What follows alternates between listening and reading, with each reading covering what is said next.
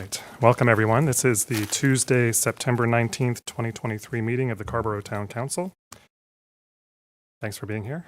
It's been a full day already, I know, for many of us. So looking forward to a good meeting tonight. And council members, before we get into the printed agenda, I wanted to ask for your assent to an adjustment to the agenda, which would be to add an additional item to the closed session this evening. This would be to discuss a personnel matter as required by subsection A6 of the statute, of the closed session statute. Is that okay with everyone? Seeing nodding heads? Okay, good. Thank you. All right, then we'll proceed to the poetry reading. I see our poet laureate is with us tonight. Welcome back.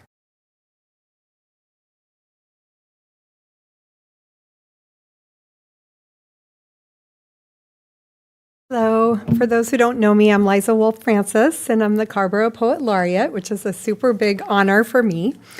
And I want to say it's so good to see you all. We haven't been here since May, so it's great to be back. I've missed seeing all your faces.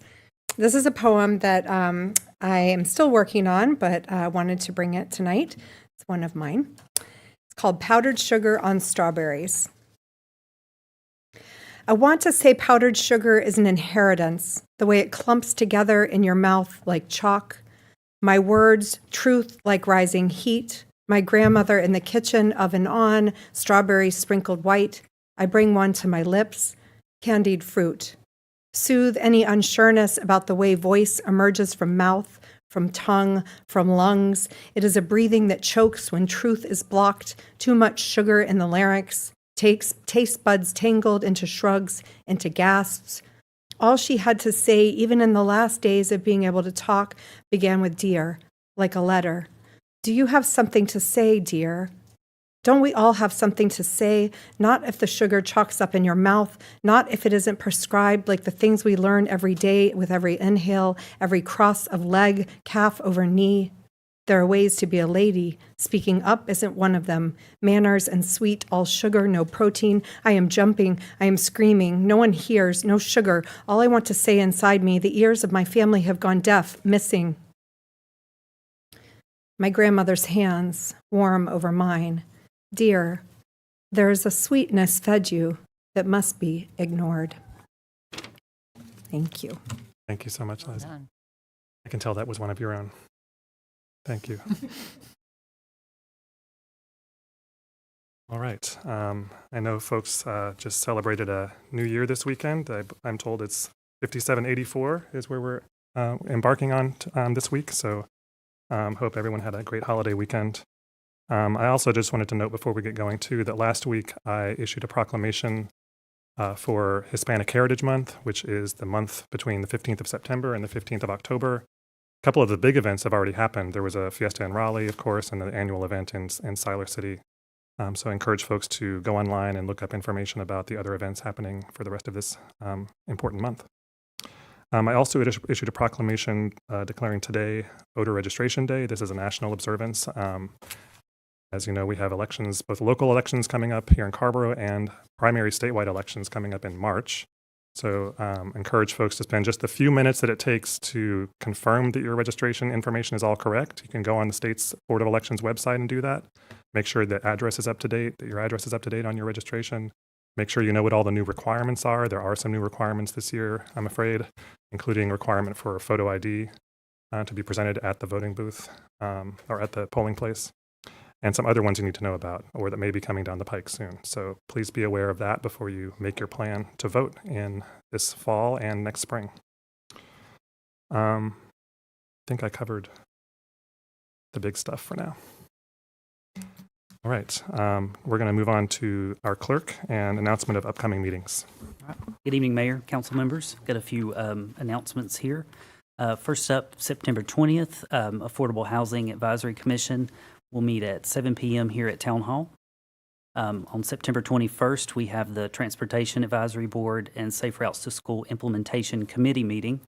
That'll be at 5 p.m. It will be held virtually, and the Zoom information is on the website, carrboro.nc.gov, under the calendar of events. Also on the 21st, September 21st, Climate Action Team meeting at 7 p.m.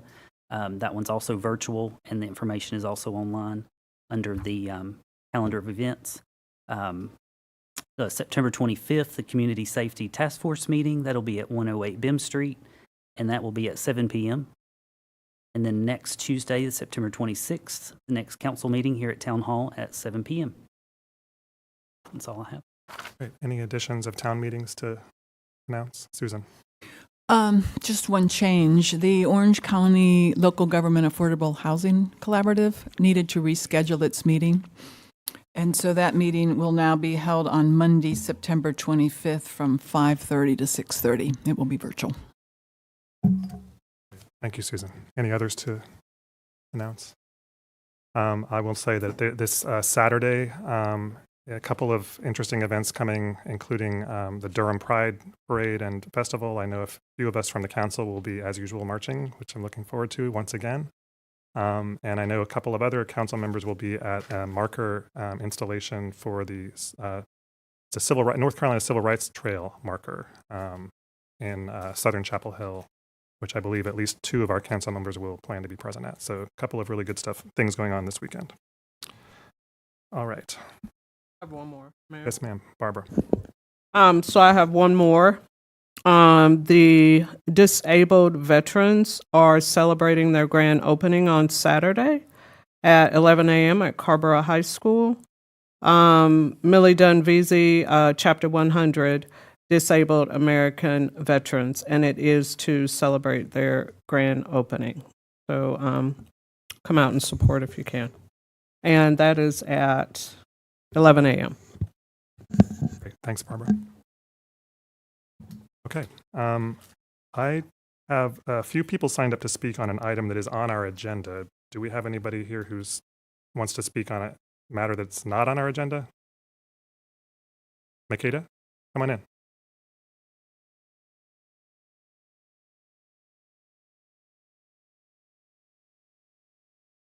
Welcome.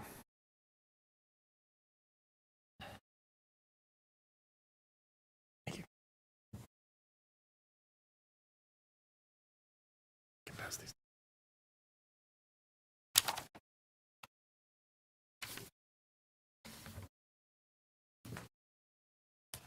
Right. Makeda, welcome to our meeting. As you know, we ask speakers to keep their comments to no more than 3 minutes, and so I'll have my handy little timer going here. I think these are all the same.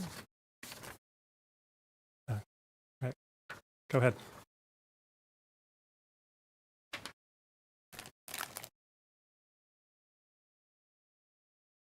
Respected Mayor and Carrboro Town Council, I'm here to present another request to amend and correct the October 11th minutes to reflect the following statement, which was not included. It's 2 sentences, and it reads the following. Makeda Mayat, original resident of the Landings, stated clearly she does not support Community Home Trust and management due to retaliation, mistreatment, constant breaches of confidentiality, and unprofessionalism. As founder, she invited all residents to attend the Landings Tenant Association's upcoming Building Community Block Party in Winmore. So what I handed out was the email that I sent the town council requesting this amendment. On another note, first I want to give thanks to all the candidates for a great discussion on last Saturday, where the Landings Tenant Association presented 2023 election Meet the Candidates. Mayor candidate Barbara Fouché and Town Council candidate Catherine Frey had a great discussion. Also give thanks to all Chapel Hill, Carrboro City board members, candidates that came out, the attendees, and everyone. I also want to give thanks to Town Council member Susan Romaine from Winmore, Elizabeth Snow from Claremont, and Genevieve Harris from the Landings, who served as judges for the Sidewalk Art Extravaganza held in Wilmore. So I want to thank the HOA, the Carrboro Recs and Parks, who helped support the Sidewalk Art Extravaganza. They were not involved in the political forum. So give thanks again, and remember, peace, love, fellowship, and community. Thank you so much, Makita.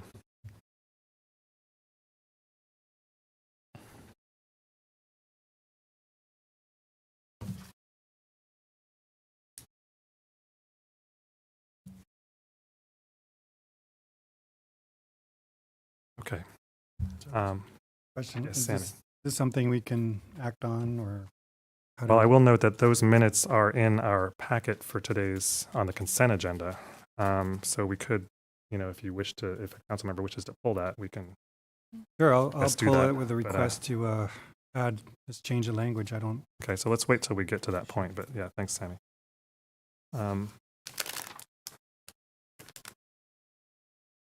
Okay, I don't have anyone else signed up to speak on a matter that's not on our agenda. Okay, cool. So those of you who are signed up know that we're getting to your item in a little bit. All right, we move on to the consent agenda. Mr. Manager. Thank you, Mayor. Good evening, council members. The first item on the consent agenda is approval of minutes, October 11th, with corrections by Mayor Pro Tem Romaine, November 1st, November 15th, and December 6th, 2022.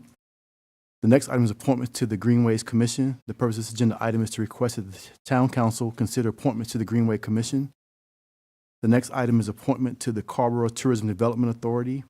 The purpose of this agenda item is to request that the town council consider an appointment to the Carrboro Tourism Development Authority. The next item is a resolution to authorize the town manager to execute a contract for the site assessment of town-owned property. The purpose of this agenda item is to request that the town council authorize the town manager to execute a contract for the site assessment of identified town-owned land for possible affordable housing use. The next item is capital project ordinance for 3 signalized pedestrian crossings along NC 54 at the following locations: Westbrook Drive, Abbey Lane, and the entrance drive to the Kingswood and Laurel Ridge apartment complexes. The purpose of this agenda item is to request that the town council adopt a capital improvement project ordinance for the town's participation in the construction of 3 signalized pedestrian crossings along NC 54. The next item is a grant project ordinance for Safe Routes to School grant. The purpose of this agenda item is to request that the town council adopt a grant project ordinance for the Safe Routes to School non-infrastructure grant. The next item is a stormwater infrastructure grant opportunity. The purpose of this agenda item is to request that the town council approve a planning grant application to the North Carolina Division of Water Infrastructure Local Assistance for Stormwater Infrastructure Investment Program. The next item is a request to set legislative public hearing for text amendment related to density in PUDs. The purpose of the agenda item is to request that the town council consider setting a public hearing on a text amendment to the land use ordinance relating to residential density in a plan unit development. A resolution setting a public hearing for October 24, 2023 has been provided. The next item is a resolution adopting changes to the town of Carrboro position classification and pay plan. The purpose of this agenda item is to align 2 job titles and positions with the needs of the organization. The next item is a request to submit a T-Mobile grant application to fund the town's refresh of the free public Wi-Fi. This agenda item will provide funding to allow for the Wi-Fi 6-6E connectivity, which offers greater bandwidth, higher speeds, and support a greater number of Wi-Fi users in the downtown. All right. Thank you, Richard. So I just will note that I know a few council members sent questions in to the town manager ahead of time for some responses, and we did receive some responses this afternoon from the manager's office. Sammy has already requested that we discuss item number 1 on the minutes. Is there a motion to approve the consent agenda? Otherwise, Randy? I want to pull 7. I have a question. Susan? And motion to approve all the agenda items And I would, but I would also like to pull 2 for, I think, a really quick question. Go all about 1, 2, and 7. All but 1, 2, and 7. Is there a second? Second. Third And seconded by Eleazar. So a motion by Susan, second by Eleazar to approve items 3, 4, 5, 6, 8, 9, and 10 on the consent agenda. All in favor, say aye. Aye. Any opposed? Those are passed unanimously. So let's start with number 1. I just would like to amend the October 11th meetings with the language that Makita offered. Do you have that, Mr. Cook? Okay. And with that, I'll move. item 1. Sammy has made a motion. Is there a second? A second. Made motion by Sammy, second by Randy to amend the minutes and align with the materials we just were handed out. So I'll call on you in just 1 second, Susan. Happy to go along with this. Just want to note that, we try with our minutes not to sort of recount word for word what the positions that people espouse, or in this case, accusations that people have made against an organization. I just, we try to keep things a little higher level than that, and I hope that we won't get in the habit of, simply amending minutes because a resident asks for an amendment to the minutes. The minutes are here for the council's purpose to record actions taken by the council, not to reflect the details of a particular resident's perspective. But as I said, I'm happy to go along with the vote if there's consensus that the minutes could better reflect Makita's statement. But I just wanted to make sure I put that on the table. Susan. Yeah, I appreciate that. I appreciate Makita coming this evening and bringing this to our attention. I do support her, her sentiment here.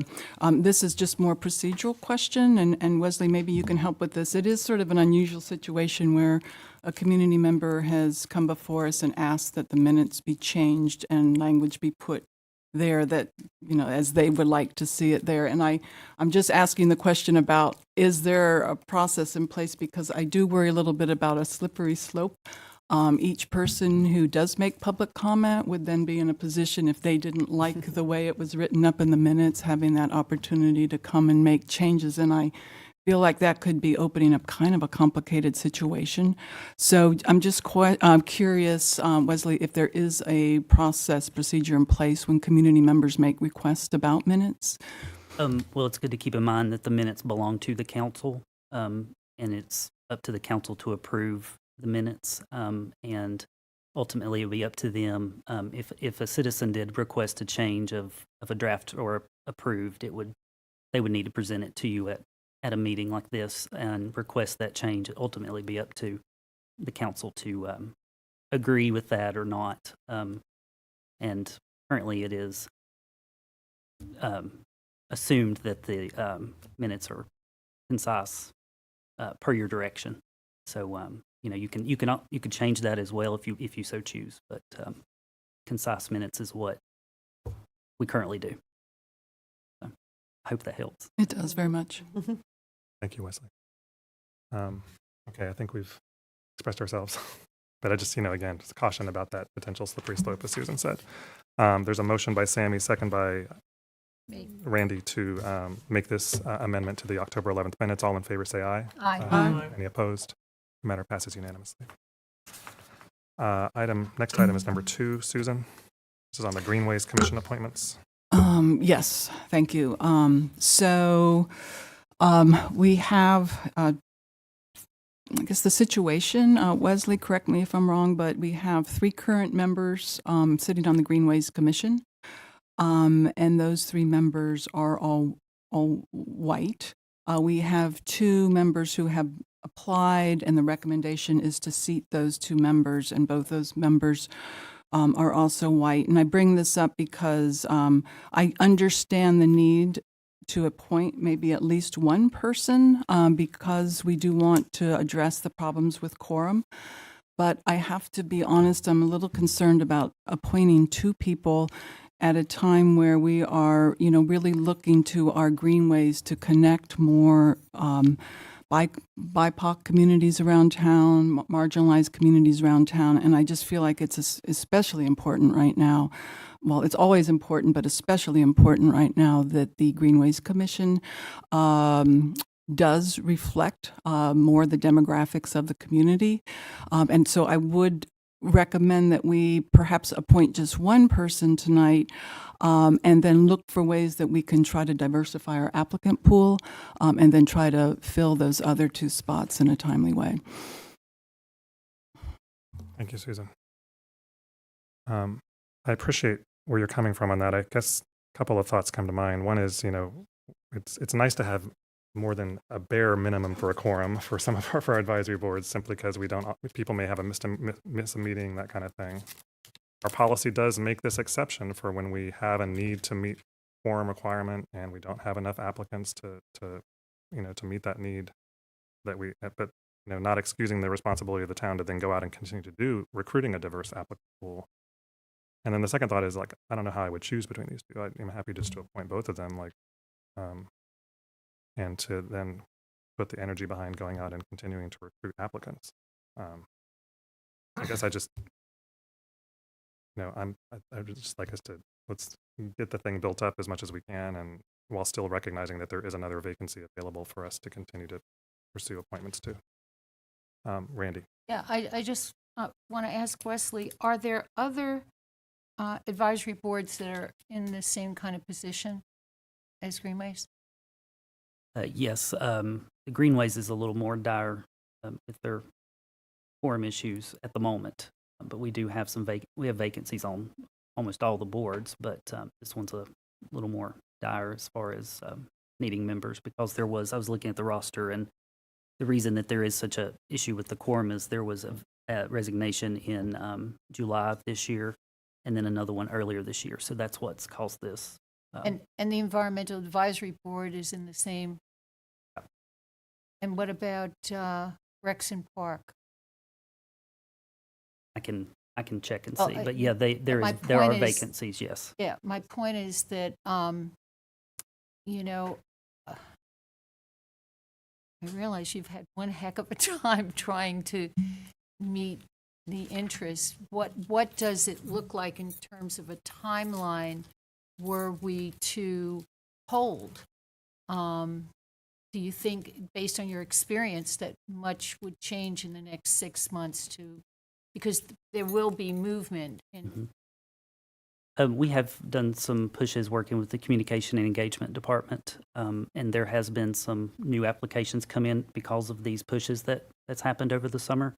But they're kind of varied in the different boards. So if it was, if we had just a couple boards, it would be a little different situation, but it's kind of been dispersed throughout them.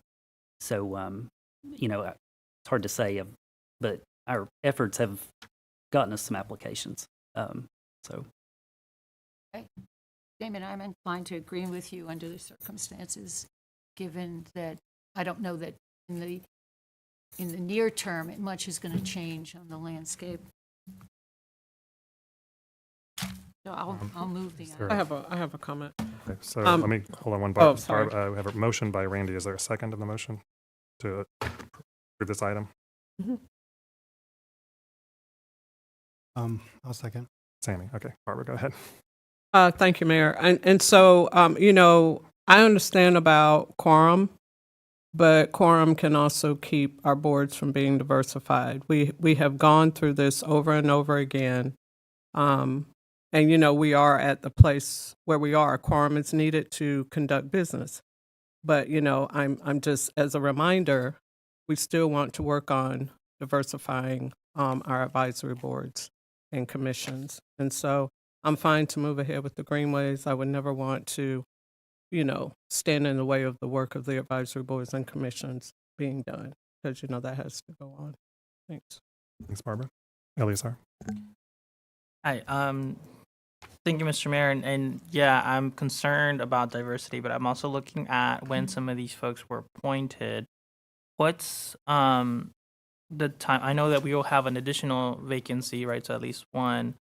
So of the other members, what is that? When would they be up for reappointment, or would that become a vacant seat? Most of them will be up for the current 3 members on Greenways would be up for reappointment on this next In February? cycle. Okay. Yeah, in that case, I think, I do agree that we need to look at better ways of engaging folks. I want to move forward with these tonight, but and I do thank you for the efforts that have already been happening around inclusion, but I think this is a key part where if there's any help that anyone on this TIAS can do, please feel free to reach out. Yeah, and if I could, I'll just say that I'll be sending a memo soon to everyone following the recruitment policy on I did this earlier in the year, but do another one with all the boards so you'll know where the potential really issues with the quorum are. So give you an update on that. Thank you.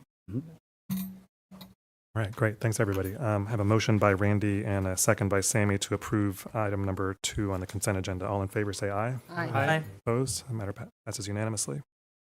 Item number 7, I believe, was Randy. I have a question, and Randy Dodd, can I ask you a question? On the stormwater infrastructure grant, I read through the material, and this is one of my what ifs, Randy. I'm just saying, is it possible for the Stormwater Utility Commission to have conversation with the climate action team regarding the green infrastructure? A green neighborhood initiative, because the Green Neighborhood Initiative, there are many folks who were very interested in the potential of the Green Neighborhood Initiative addressing some of the mitigation questions. And I understand why the utility herself cannot do it, but I'm wondering if there's a way that the climate action team can be thinking about ways to help folks in the community address stormwater mitigation through the neighborhood Green Neighborhood Initiative. Yeah, well, I'm happy to talk with the planning and zoning and climate action team staff about that, since they're the lead with the Green Neighborhood Grant. And I'm also happy to talk with the Stormwater Advisory Commission chair and their members and see, maybe they could do a joint meeting or something like that. But I'm certainly happy to explore all of that. Yeah, because the constraints for the stormwater utility are fairly clear, but moving forward, we know that folks in neighborhoods are having all kinds of stormwater issues, and with the frequency and the volume only increasing, I see that there may be a thinking out of the box solution through the Green Neighborhoods Initiative, where neighborhoods together are working and propose mitigation practices that can be in part funded through that way. Okay. Awesome. And one other thing, if you could look into if there would be a possibility, if that were to be, if the potential would be there, could any monies be directed from stormwater to that in the future? That'd be great. Thanks. Can I take that as a motion to accept to approve the item, Randy? Yes. Wonderful. Is there a second? Moved by Randy, seconded by Sammy. And thank you, Randy Dodd, for being here. Moved by Randy, seconded by Sammy to approve item 7 on the consent agenda. All in favor, say aye. Aye. Opposed? Matter passes unanimously. All right, we are consented. So we will move on to other matters. Mr. Manager. Thank you, Mayor. The first item is the Westwood Cemetery Master Plan. The purpose of this item is to request that the Town Council approve the revised Westwood Cemetery Master Plan, and Ben Schmadeke, our Capital Projects Manager, and our guest will provide a presentation. Ben, introduce him. And Ben, welcome. And I think since we do have some folks in the audience here to hear from the staff today and the consultant and to share their own thoughts on it, I just want to preface your presentation a little bit with just thanks to the staff for taking the discussions that we've had, and in particular the most recent work session discussion we had on this topic, and putting something down on paper for us to respond to. It's going to be really helpful to have this conversation with you. There may be things that council members feel like maybe got missed or misinterpreted, or maybe we weren't clear about something or whatever, but I think that by and large, it looks to me like you've done a great job of getting something down for us to respond to that's really to move the conversation forward, and I'm really grateful for that. So it's a good opportunity for us to hear about your plan, and then we'll hear some comments from the public, and then we'll go from there. Thanks, Well, Ben. thank you. Good evening. I'm joined by Peter Fernandez. He's a landscape architect with Carter Van Dyke Associates, who's our consultant on the project. And so tonight we'll be presenting the proposed master plan for consideration. So we have an update on the plot availability in the bottom half of Westwood. We'll do a quick recap of the previous work sessions. Peter will present the master plan, then we'll discuss next steps. And we have some cost estimates to review. You all have seen this slide before a few times. The Westwood Cemetery was established by the town in 1948. Green burials are not permitted at Westwood. They were permitted in Old Carrboro Cemetery, which reached capacity in 2022. They're in the zones 1, 2, and 3. As you can see, there's a little over 2,000 unobstructed plots, and we're down to the last 55 in zone 3. And zone 4, which is the master planned area, is currently undeveloped. So we hired Carter Van Dyke Associates through qualifications-based procurement in 2020. They were selected as the most qualified firm, and their purpose was to do geotechnical rock investigations and explore feasibility of cemetery development in Zone 4. And so in October of 2022, last year, the first council work session on town cemeteries occurred, and that was both Old Carrboro Cemetery and Westwood. And then in June, you all took a pretty close look at the concept plan that was developed by CVDA. So this is what you all have previously seen. And then based on comments we received in June, this is the revised master plan. And so I'm going to turn it over to Peter to go over the features and talk through all of the quantities and features. So. Good evening, welcome. So what we did was we were tasked with looking at the cemetery in terms of how flexible it can be. What is the maximum yield of the land for burials?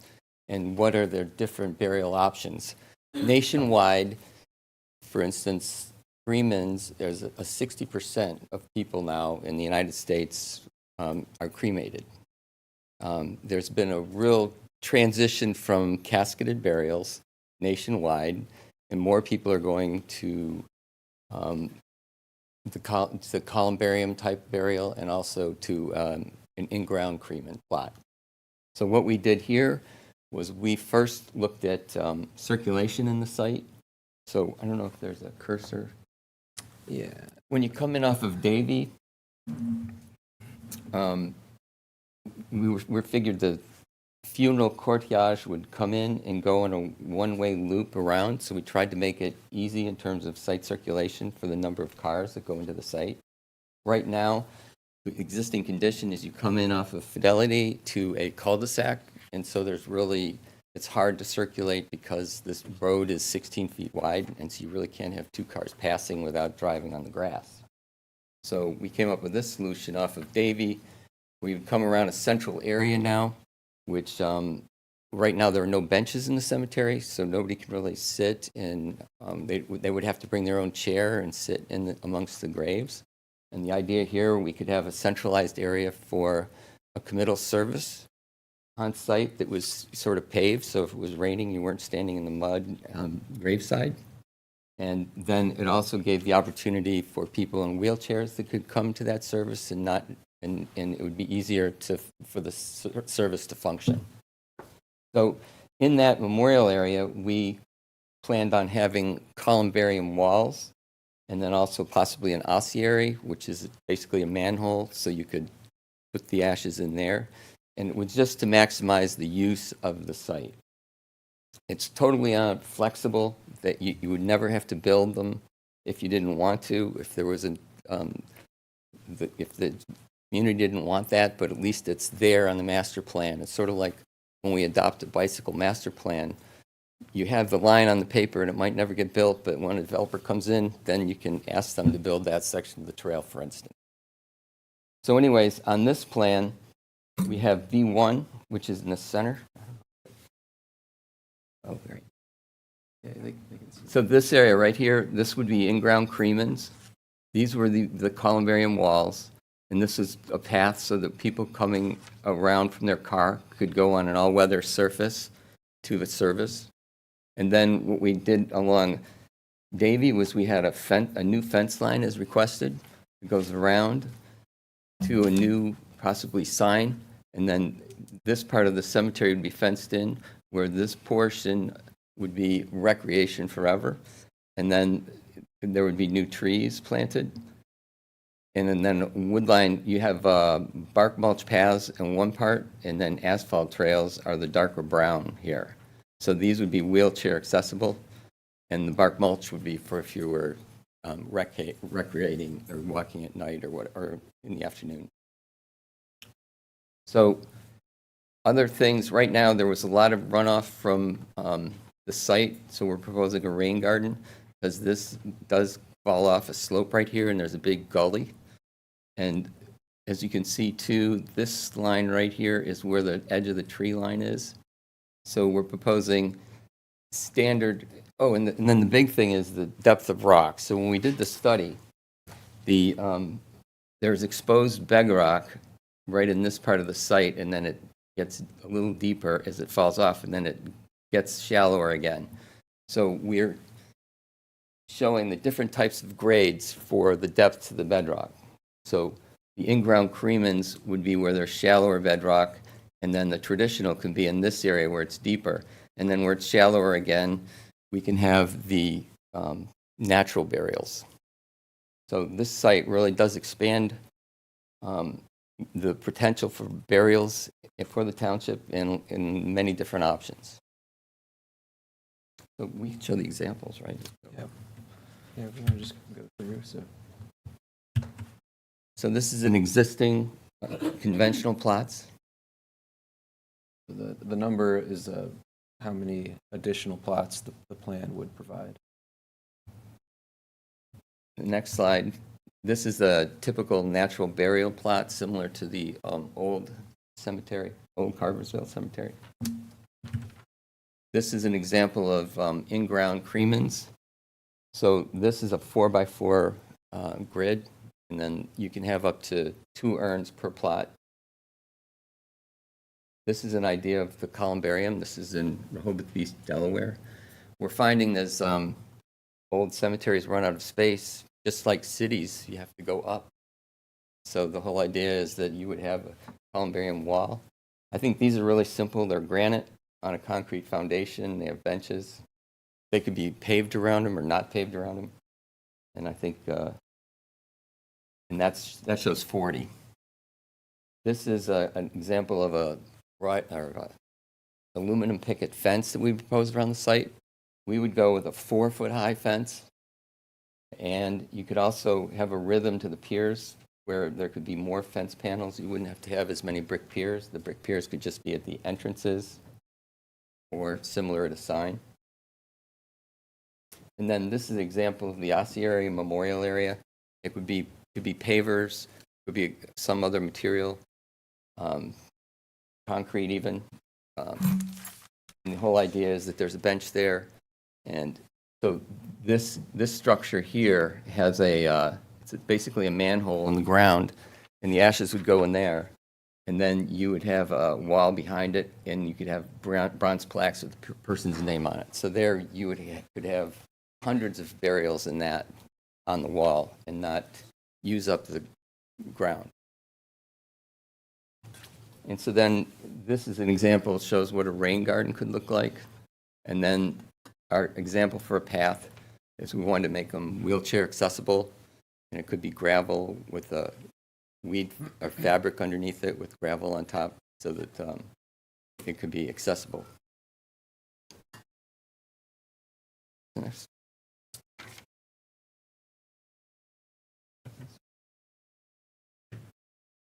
So these are cost estimates for implementing the entire plan.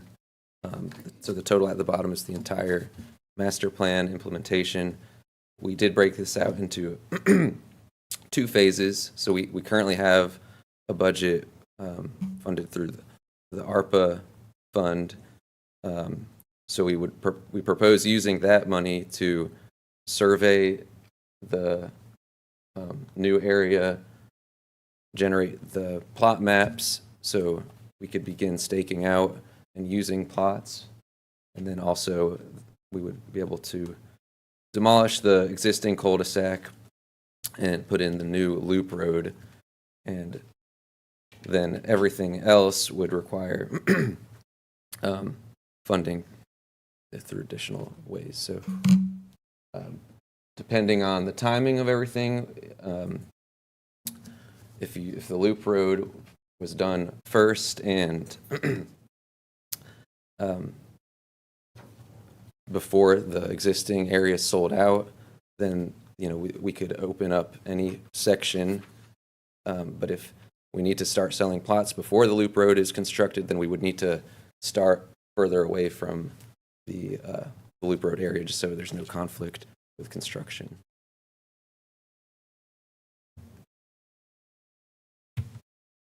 And so, excuse me, next steps. So as I mentioned, use the available budget to begin plotting the new area and construct the loop road, which are the kind of the driving factors in opening up the new areas. So we would like to open up at a minimum traditional burials, green burials, and the in-ground cremains. That way, there's not the only demand or the only plots available are traditional burials. Should kind of ease some of that demand. And then we would request additional funding either through the CIP program or other means.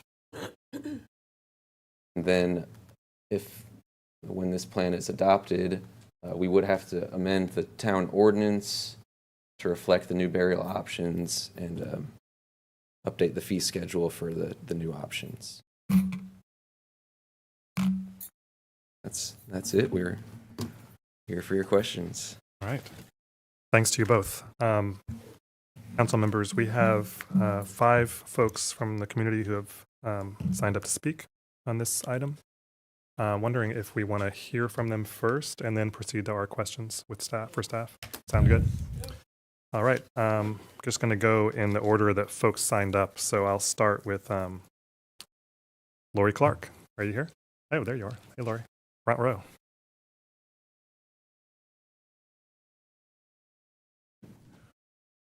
And before you start, Lori, so Ben and Peter, I think maybe y'all can just have a seat while we hear from the public, and then we'll drag y'all back up here to hear from you again. Lori, and I'll just say this for everybody's benefit one time. So as you know, you've been here before. We do ask speakers to keep their comments to 3 minutes or less. Yeah, go for it. Welcome. Thank you so much. Good evening. Thank you all for the presentation and for the opportunity to look at the master plan. It's a great way to think about space and memorializing people that want to be laid to rest here in Carrboro. So as you all begin to move forward with your decisions, I just ask that you think about the times that we've been here before, asking you to maintain this space for a resting place for the residents of Carrboro. But I like how they're utilizing the space and providing more opportunities for people that want to consider being cremated as well as burial. So thank you again for your time and your consideration. Thanks so much, Lori. Good to see you. Next on our list, we have, is this a different Lori Carter? It is, okay, Lori, of course it is. Yes. Gotcha, you're right. It's those LCs I was getting mixed up. Welcome, Lori, it's good to see you.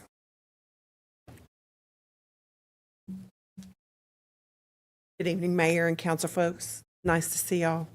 I echo my fellow Lori's comments about the expanded use of the cemetery. I really appreciate, both personally and for the community at large, the increasing in the number of options that people have to make more room for more folks, basically, to be able to access this space. The one thing I want to call to your attention and make a request for an amendment is on the map that you guys showed, that they showed versus the map that was in the packet, there's a difference. The map that's in the packet actually shows the fence coming on the inside of the green space. And I would request that, If you don't mind yeah, clarifying. yeah, So the colored map does show it, it's just harder to see, I'll say. So the dark solid line is the property border. The kind of faint black line that's hatched is the fence line. So the black and white matches the color. okay. Well, but there are trees here that aren't here, right? I'm sorry, the trees are on the color, but not the color. Okay. So here's my request, is that you consider that structure says a lot of things. You have structurally, with this version of the plan, you are structurally saying that anything that's on the other side of the road is not cemetery. That's what you're saying by putting that fence on the inside line. And so I would invite us to consider moving that to the outside of the square of the property instead, because I think that says something different. It says very clearly, it delineates this entire space is for cemetery usage, as opposed to this is for cemetery usage, and this is for cemetery usage, and this is for recreation permanently, or some variation that was mentioned earlier. That is actually not inside the current zoning of the cemetery. So that would be my only request, that we consider as you move forward with this plan. I like I said, I am delighted to see the expanded options. I think grain burials are important. I think columbariums are important. I think they're all those, making those available to people is amazing. So that's it. Thank you very much. Thanks for your comments, Lori. Thanks for coming out tonight. Next is August Larson. Welcome. Are y'all sharing the presentation? Is that how y'all are doing this? Gotcha. Thanks, Bob. And is there also a Doug Brower here? Okay. Thanks, Doug.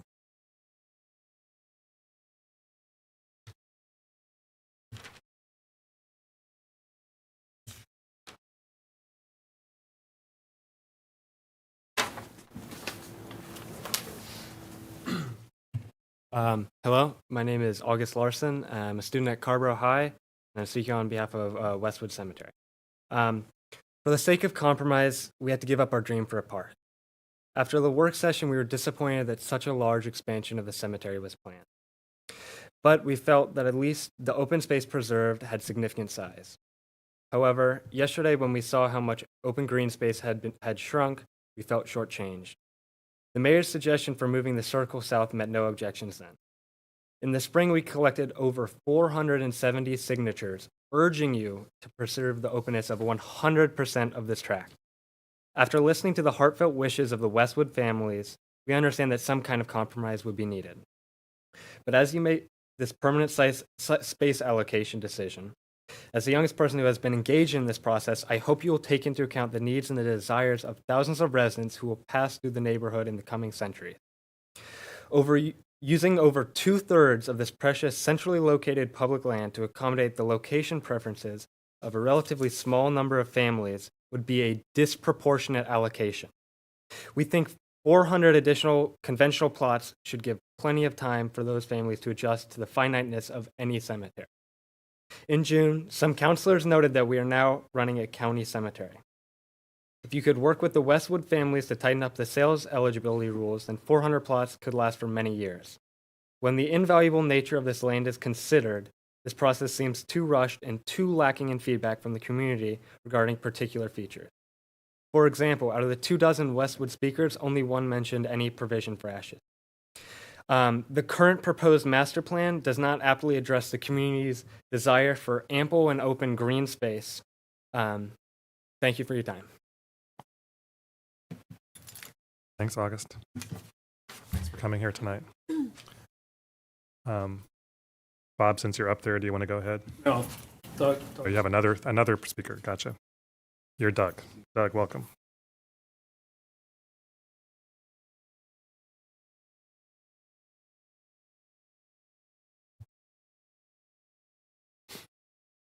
Good evening. I guess I had addressed y'all about a year ago or so when this still seemed like an idea, something that was a kitchen table idea. And I'm tremendously excited that it's become an actual plan and that you have a master plan for creating, let's call it a pocket park. I don't know, a small dedicated area. I guess I differ from my esteemed, I would like to see a dedicated area for recreation on that site. My feeling is that it's big. You guys are planning a big cemetery, and I wonder, do we really need that much? Anyway, that's something for y'all to think about. Say something else too. When my wife was ill, she wanted to know where she could be buried, and she was not a conventional person. She did not want a conventional burial. There was a possibility that she could be buried in Carrboro, but it was complicated, it was late, and it didn't happen at all. Perhaps a facility like this would have been something she could have used. So, as a personal note, I applaud y'all's desire to plan for lots of different kinds of burials. That said, the intention to have a cemetery and share space with the park is going to take a lot of planning, and I hope a lot of thought about having the shared environment. In particular, we have geological data, which I think has been spoken to here, some, that I'd like you to consider as well,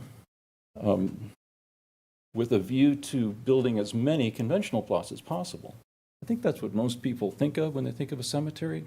They want to be buried 6 feet down and stretched out in a full way. I'd like you to look at, we're getting off on what we want here. Yeah. But I'd like you to,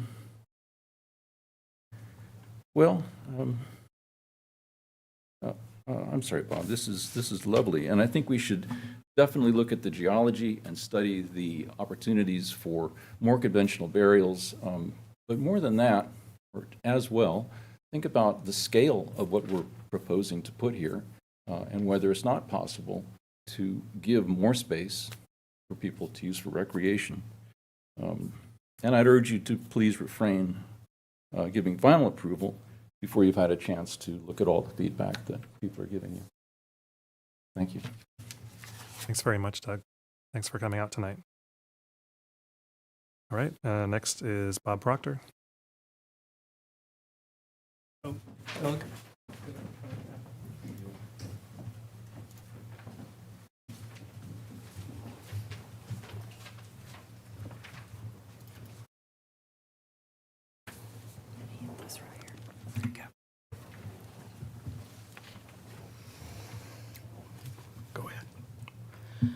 The rain garden can be shifted to the northeast. Then the current turnaround could be used to expand Zone 3 for up to 100 conventional plots. This would be a better Phase 1, since these would be closer to recent family graves and immediately have privacy before the screening plants and wall come in.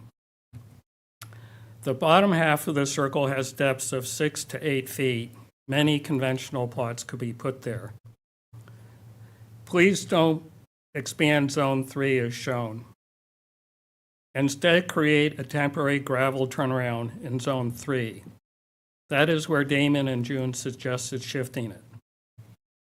Please move Phase 2 to the south end of Zone 3 for familial proximity.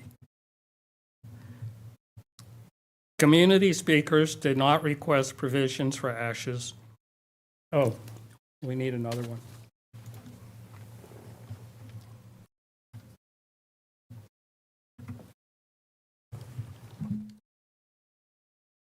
Community speakers did not request provisions for ashes, and there was little support for a columbarium in the work session. So the open space can be expanded to include all the surface rocky area, which is the top half of the planned circle. Nothing is known about the geology of zone F2. Please ask that it be studied. Most of these now green plots are likely deep enough for conventional graves. Given the additions of conventional plots in the turnaround in this circle area, given this conversion of zone F2, it would be conventional plot neutral to shift zone A1 and some of the top rows of zone A2 to the open space preserve. Please leave zone 3 unplanned. Later, a permanent turnaround and other features could be designed. I hope you will emphasize proximity to families' recent burials. There would be more privacy if you introduce new graves from the bottom up, from south to north. If there's any issues with constructing the road, my impression in talking to several of you is there's not a lot of sentiment for this fancy design. Westwood went on for 75 years, providing plenty of conventional spaces, and it doesn't seem to be broke. And what people want are conventional plots and as large of a quiet, respectful open space as possible. And so what we're hoping is that you can not construct the circular drive and introduce new grades from south and north. And if constructing a road becomes a problem, you can always introduce temporary gravel roads to provide the necessary access. Thank you very much, But Bob. please go ahead and move slowly, because this is a permanent decision that will last for centuries. Thank you, And Bob. we had a lot of requests for a lot of open space. Thanks for being here tonight, both of you. Appreciate it. All right. Was there anyone else who wanted to speak on this item tonight who did not have a chance to sign up? Yes, come on up, Richard. Richard Ellington.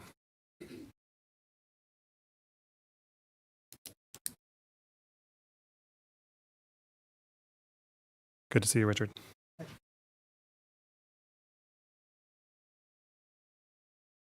My name's Richard Ellington. I live at 109 Bruton Drive.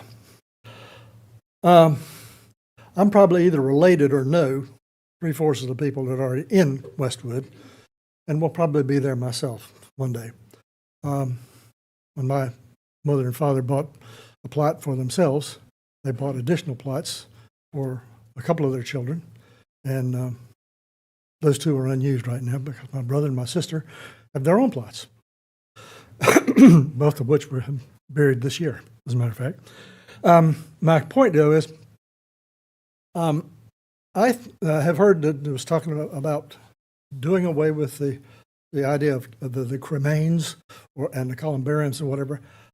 I suggested that myself, that these be. I think the diversification should occur there. I think there should be the option. We should not. We should offer conventional, 6x12s or whatever the plot happens to be. But I think that there are so many people, my wife included, she says she intends to be cremated. And so I think that there really should be the option there. And I want to push for that. I semi-like the layout here, but it's not what I would have drawn myself, but I didn't have any input. But anyway, I do think that these options should be allowing for and green and or natural burials also. But Carrboro is a forward-thinking community, and that means it needs to continue thinking forward and planning for 5 years, 10 years, 48 years, or however many years, or 75 years, I guess it is, that Westwood has been there. So I think diversity in this case is good, really good. It's that final decision that needs to be made, because once it happens, it's not going to be undone, most likely, unless you happen to be DOT and you go digging up cemeteries to plant new roads. Thank you for your time. Thank you, Richard.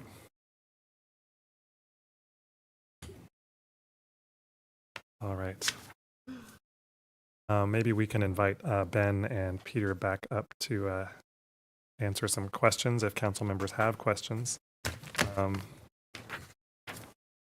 I guess maybe one thing, I think we've heard some good comments here from the public tonight, as well as a very useful presentation from Ben and Peter. Maybe one way to be thinking about this is, or at least one thing to be thinking about is to what extent the plan before us kind of reflects your recollection of our work session discussion back in June. And if there are things about it that maybe do or don't, or now that you see them drawn on paper, they look not like what you expected, let's talk through that. But of course, open to any other questions that you have. So start with Sammy and go to whoever wants after that. Thanks, Damon, for framing the question, and thanks to your all's work for kind of encompassing the maximum of what you heard that night and at our work session. I personally did come out and was very grateful of that work session, because I felt like there was a lot of respect and compromise that happened. And it happened for something that was a little more scaled down than what is drawn here. In that we were talking about bumping the circle down to where I think that says B3, the under the circle, that section, what's that, B? Here? Yeah, B3. And then we weren't considering A1 or B2. It was basically, it would have cut across that brown line. And given that, and we didn't even have F2, but we did talk about green burial. So I appreciate that representation there. I guess one question is, green burials, would that keep the trees?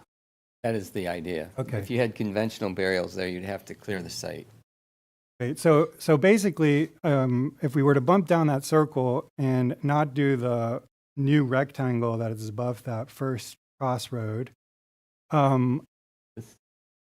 yeah, that section there. Above the asphalt path, yeah, or whatever that path is. A1 and that A1. little crematorium Yeah. section. This is where almost exposed bedrock is, so that would Yeah, be so B2. if we were to not include that, I presume, because we are including potentially columbariums and cremariums in the circle, that and the F2, that we are talking about a lot more burial space than the original plan. Is that correct? We have a picture of the original. Yeah. Oh, perhaps not, because those are bigger columbariums. Yeah. Okay, but we were talking about not having any columbariums at the Right, work but session. it's on paper. It was just in the Right. future, you just want to have it on the plan. But if you never build it, fine. Right. So, so yeah, I appreciate the never build, but this is a very important aspect of the never build component, is where this division line between the open space and the cemetery. So, Well, it has to do with site circulation. right. And could you not line bump this the roundabout, lower it? Well, and then it would be, this is a 90-degree intersection right now. It's a safer intersection for when the funeral procession is leaving the site. So the whole idea is that you would just circle around like this and out, and it's a much freer flow. So it's more for stacking and safety. Right, got it. Okay, that's a good explanation. Well, that's challenging. In that case, we could still, I mean, as a compromise to keep that feature in, you could still keep that roundabout there, and we could still talk about A1 and B2. Like the fence would go around the roundabout and then go across the path, right?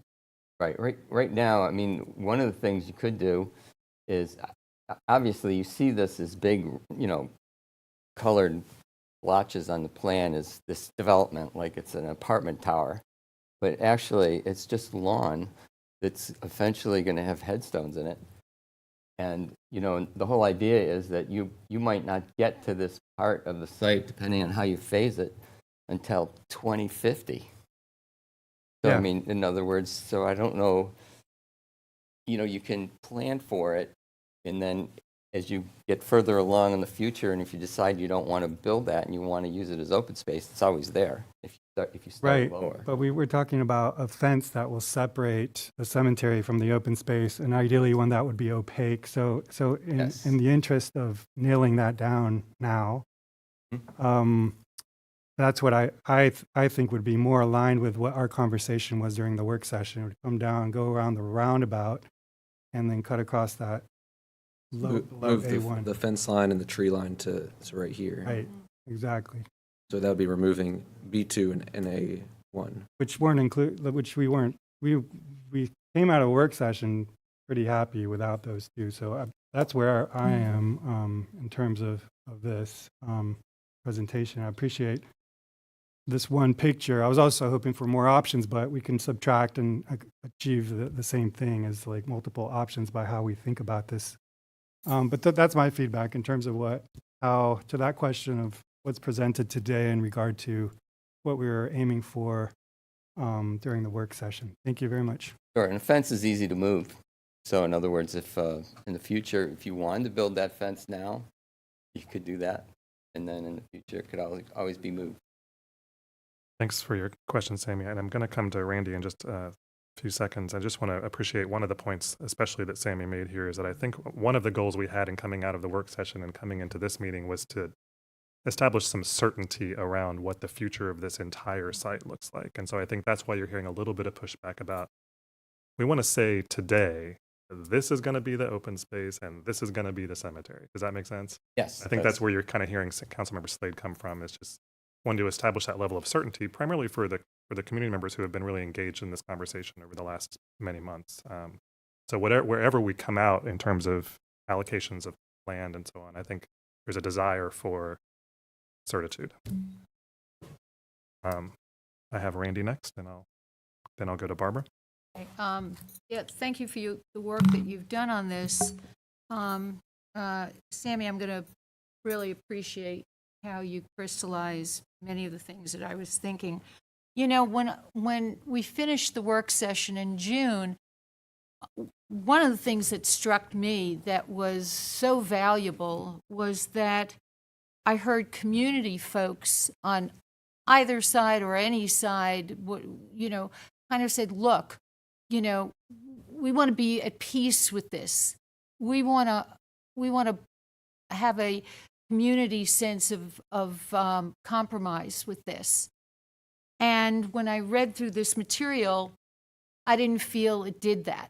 And I appreciate, Peter, and I don't want to sound obnoxious, I really don't, but you're in the cemetery business, and the ossuary and the cremains, that's not part of what we discussed. And in the interest of transparency with community, I understand and I appreciate community wanting options. We never discussed those options before.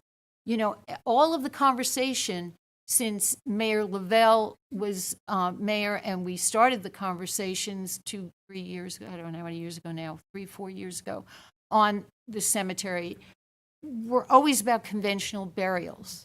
So if we're going to shift and we're going to start to talk options, and I think Susan was the one who enlightened me to the fact, really what we're dealing with is creating a cemetery for Orange County.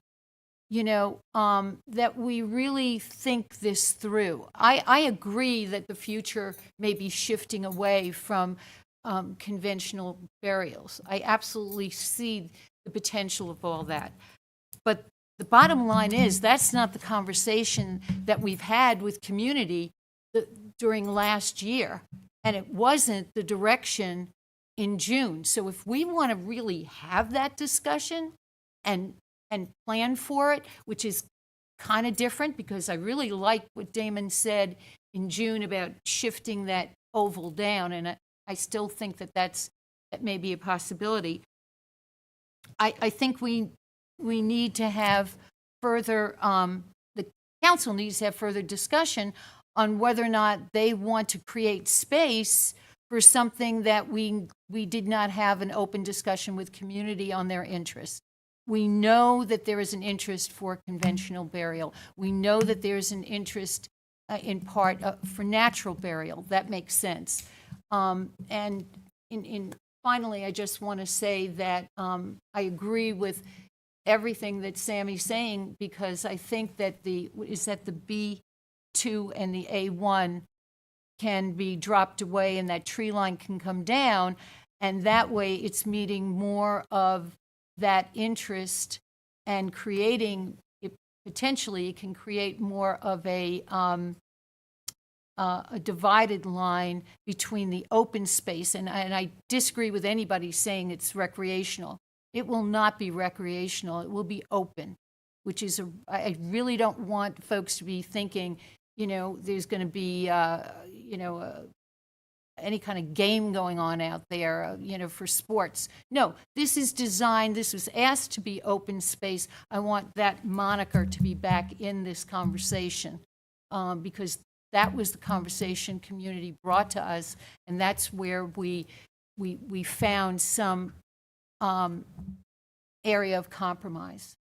And I'll leave it at that. So, Sammy, if you want to make a motion on those recommendations. Well, we have some more folks ready to offer some thoughts, so we'll get to that point eventually.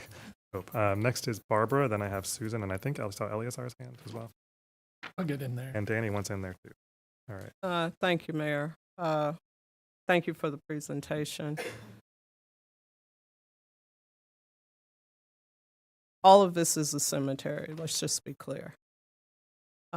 We did have community members that were, and still are obviously, respectfully interested in claiming some of that as open space, but this is all Westwood Cemetery. Westwood Cemetery is set quietly from its inception, serving families as needed.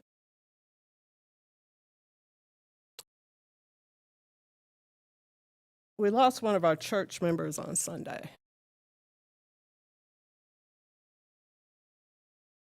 I'm almost certain that this person will be interred here. It still boggles my mind and creates such hurt in my heart that we're still haggling about what happens on the site where this is the cemetery. I feel like we're chipping away at what we discussed in June, little by little. I understand everybody that's spoken here tonight. But this is still the cemetery, still a place of respect, a place of reverence. I think I saw we had, how many plots remaining, Ben? 55. 55. So, how many conversations are we going to have before those 55 plots are gone? Obviously, we need surveying and plotting. Am I correct about that? Before we can even start to do anything. And so, I'm just kind of thinking like the slide you showed, like what are those first things that we need to do to ensure that there are burial plots, for folks in case this conversation continues to go on and on and on. And then the next question is, have we done all of the studies necessary? I think I heard Randy and Sammy mention about, what was it, F2? Or I thought all those studies were done, geological studies, and have all those been done? Has anything been missed? We only did a cursory. Oh, cursory, okay. Yeah, we had, Terracon came in originally for the master plan. We just wanted to sort of map where the bedrock was. So they did, Okay. They did maybe 15 deep hole digs, and they gave us a report, which you have copies of. And what we tried to do, knowing that you're running out of space, and we looked at the tree line. So the tree line goes like this. So a lot of those conventional burials down in A2 or A3, you'd be removing a substantial number of trees. So you really then, it would change the whole character of the cemetery if you started lower. That would, my hope. Say what you just said again, I'm sorry. I'm saying it's going to really change the way the whole property looks if you start with an A3 doing conventional burials because you have to remove all the trees. And so let me just be clear, because somehow I didn't get this in my board packet. So A1, can you just run through that again? A1 is what? A1 is conventional burials. A2 is? A2 is conventional burials. And A3 is potentially conventional burials based on cursory soil digging. So we really don't know how many of those are obstructed graves. Okay, and so the what I'm hearing from a couple of my colleagues is that we're gonna, the Eliminate. They want idea is to shift down to where? this asphalt path right here between A1 and A2. Which would knock off A1. Right, which is right now, that's open space, easily to be converted to conventional graves at this time. As you get further to the south, it gets harder and harder because then you have to do more land development in terms of clearing of trees and grading.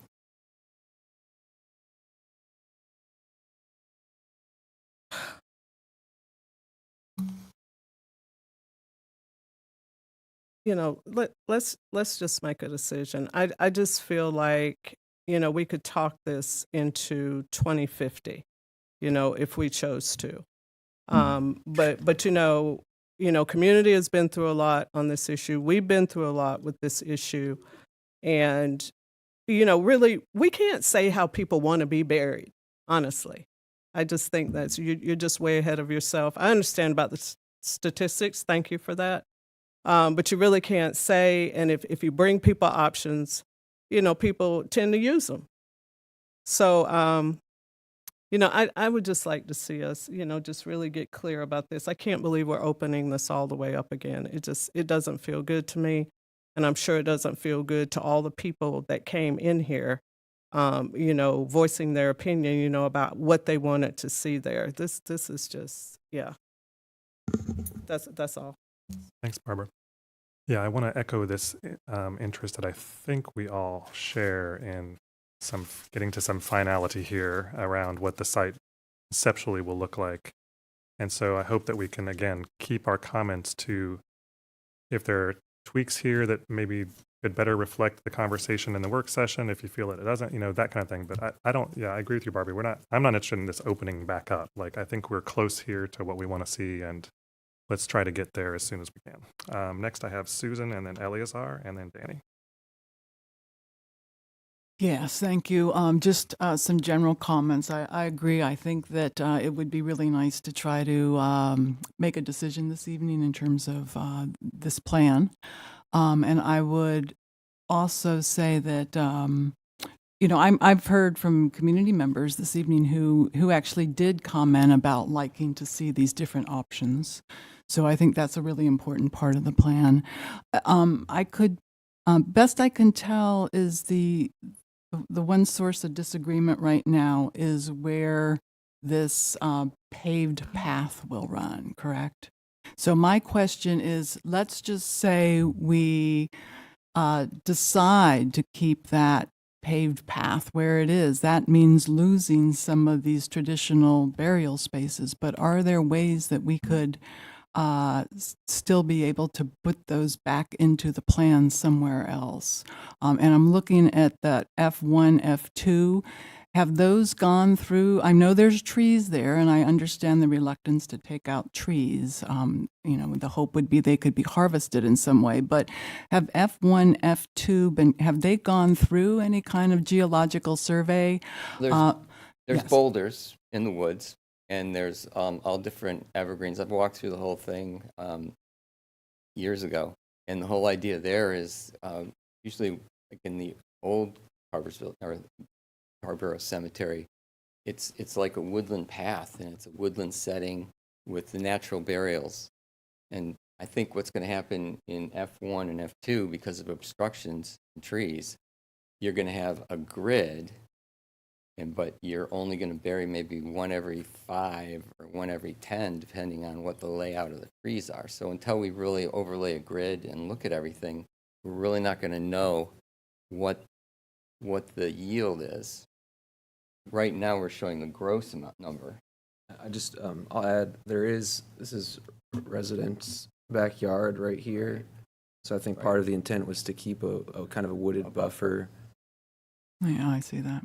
That makes sense. It's down, the hill falls down to this point, to people's backyards. So we wanted to leave a good-sized evergreen, forested buffer between the residents and the cemetery.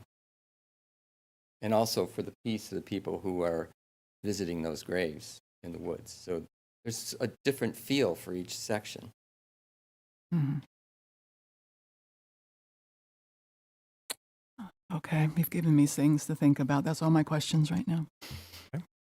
I'll just add, the natural burials are at a shallower depth, so rock is potentially less of a concern. Mhm.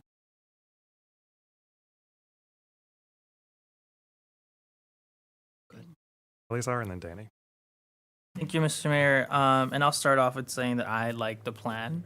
I think it is, at least from my understanding of the work session, this comes very close to what I was imagining. The only thing that I thought, and maybe I just misunderstood the conversation, was that the fence would cover the entire property because it is a cemetery, with preserving green space, but still making it very clear that it is a cemetery, and that while we are open to we want to have folks have that green space, we still it's a cemetery. We want to make sure that at least I was thinking that we wanted to make sure that any activity that happened was in compliance is the wrong word, but in line with the property itself. So the only question I have is how, if I'm fine with leaving the fence where it is, and but how are we? What signage is going to be placed? Has that already been discussed around making it clear that this is an open space and you want folks to come in and use that open space, but this is still a cemetery, and there's I know that there's currently a sign there, but it's old. I don't know what measures are being put or maybe suggested in order for that to make it clear for folks. So, well, right now, this is a master plan. So once we get into design, we'd go into signage, and then the planning department would have to come up with a whole new wording for the ordinance, because right now, you're not allowed to walk your dog there. And, I was there today. I saw 6 or 7 dogs in the cemetery, and walking around, they're not cleaning up after themselves. So right now, we know that they need to have maybe some dog stations, which we use in parks. So that, and maybe something like that. But right now, people aren't. I think the fence actually, it wasn't in the original that came out of the work session. I think the fence is actually a good idea, because it'll keep people on the sidewalk, and then the dogs won't have the option of being on the end of their leash on one of the graves. That's one of the things that I want to see come up sooner rather than later. As I look at, what the proposed of doing the survey and kind of working on the road, I think that makes sense. I would just wonder if there's a way I know that the budget, I think if you want to go back to that table, that'd be great. Just, I'm not lying about numbers. It was 100,000, I think it was the estimate. Fencing is expensive. Yeah. Okay, well, there we go. That fencing was the Is that the aluminum? Oh, this I think it was a 6 foot. And this Okay. is 4 foot. Like a swimming pool surround fence enclosure. Yeah, my point being, I like the plan as is. I think it does strike a good compromise between the green space and the purpose of the property. I do, and I guess we'll get to it at a later point, making sure that it is clear what the purpose of that green space is. But I would encourage staff to, as we prioritize moving forward, fencing be something that, if not funded this time around, because I know that we won't have the funding allocated already, but being among the top priorities as we move into making Westwood Cemetery complete. Thank you, Mr. Mayor. Thank you. Next is Danny.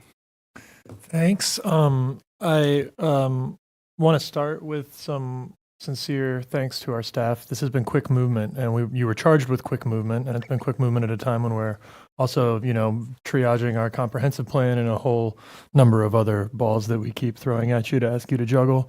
And so far, you haven't dropped this one.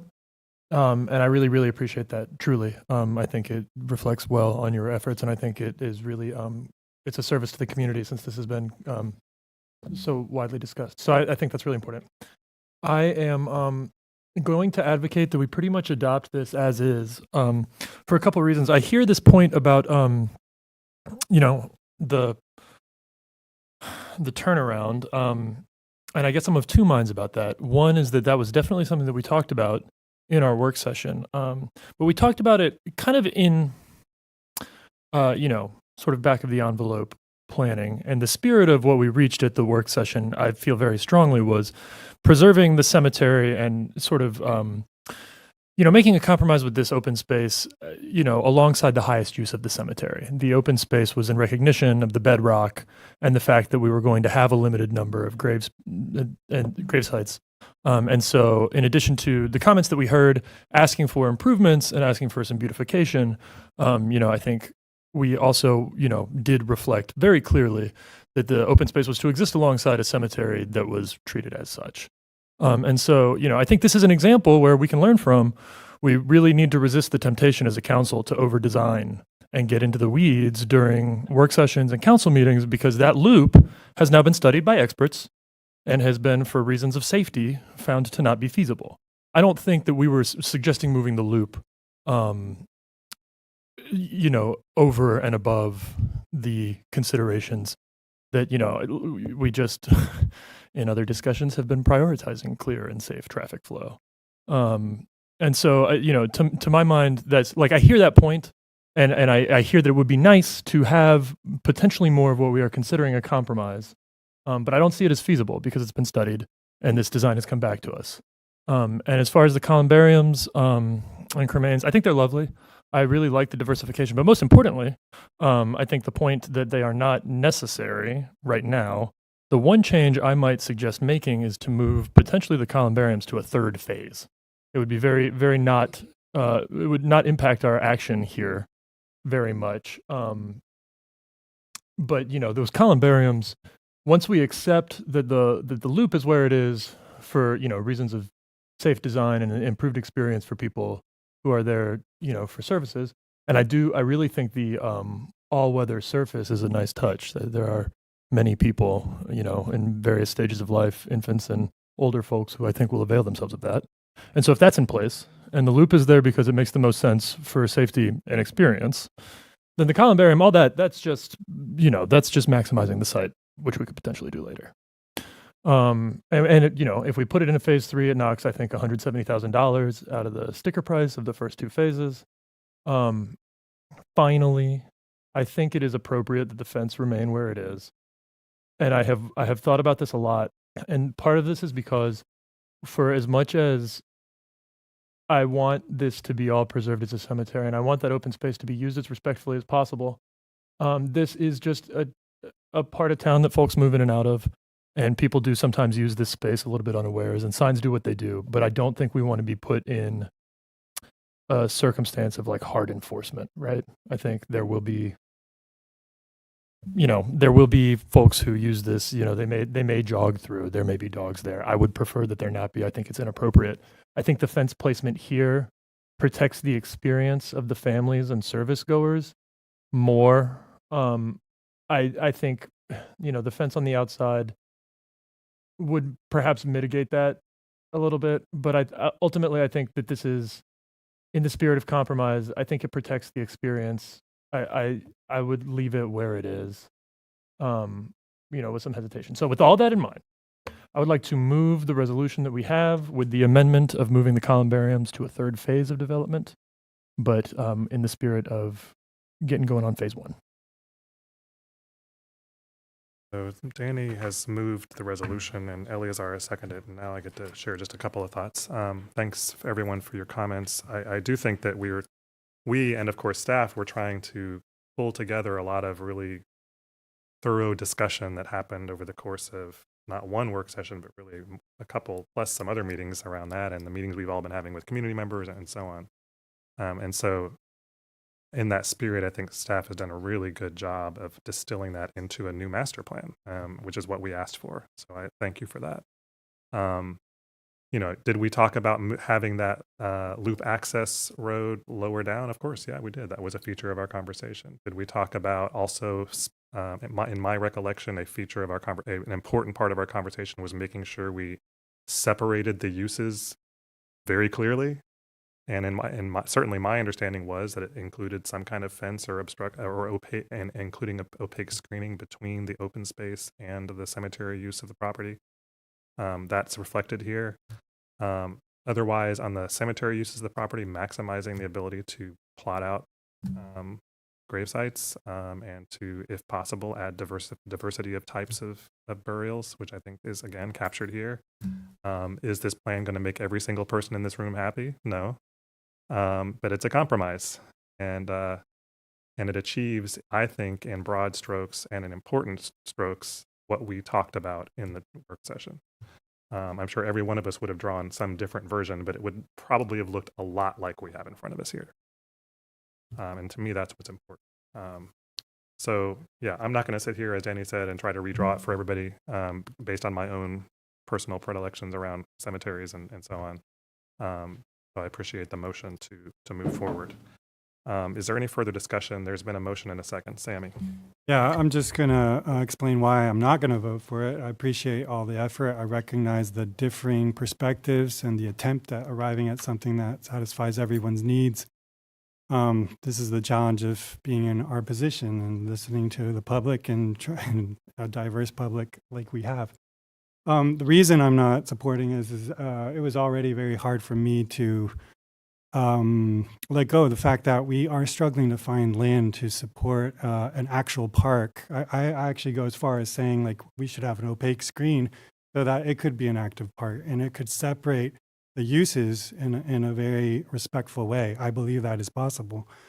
And the reason why it's so important to use every space we have to potentially have a park, for example, to serve a qualified census tract, which is in the vicinity of what this would serve, is because we live in a town where property is very expensive and it's very hard to find spaces for those kinds of uses. And so especially when we own a property, that we should go above and beyond to make use of those spaces as best we can.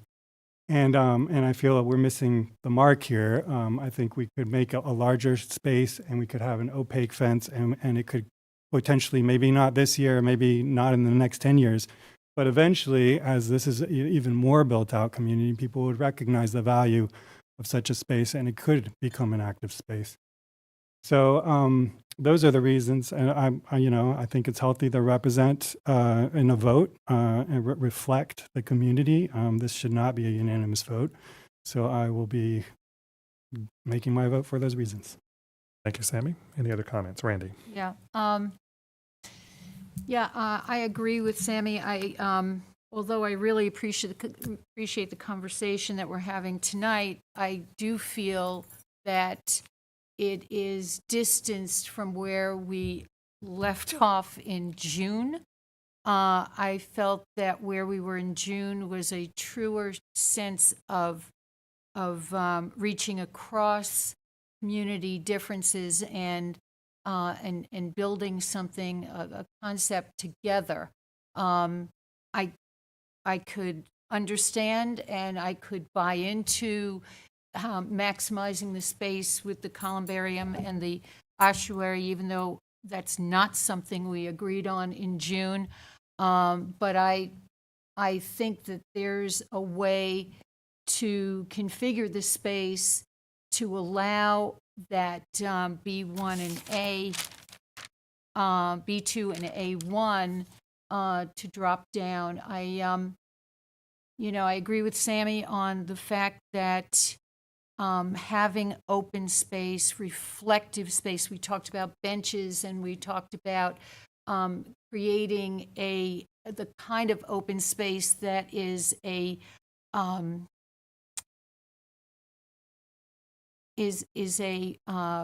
reflective space that coordinates with a cemetery. It will always be a cemetery forever and ever. No one is saying it won't be, but I really think that, and I know folks are not happy about having discussions any longer. We all want to get things done yesterday, but some things in community take time. And when you're making a decision that's going to last forever, as long as the town lasts, you better feel that you're creating something that everyone is feeling comfortable with and can move forward together. And I would tell us that we should charge ourselves with looking at this a little deeper, talking about other possibilities for the space so that we could maximize what we need to,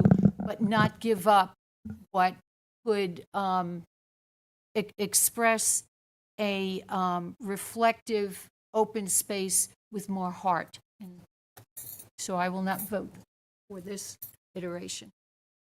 Thank you, Randy. So we have a motion and a second. The motion is to adopt the resolution that is included with the packet with the amendment that the Columbarea be designated as a third phase of development or potential third phase of development. Is that correct, Danny? Yep. It was moved by Danny and seconded by Eleazar. Are we ready to vote, or is there a need for more comment? Susan. I have a need for a very, very quick comment. Yeah, this has been a really complicated issue for all of us, and it has, we have heard from, I would just say, dozens and dozens of community members on this. It's been a very emotional issue.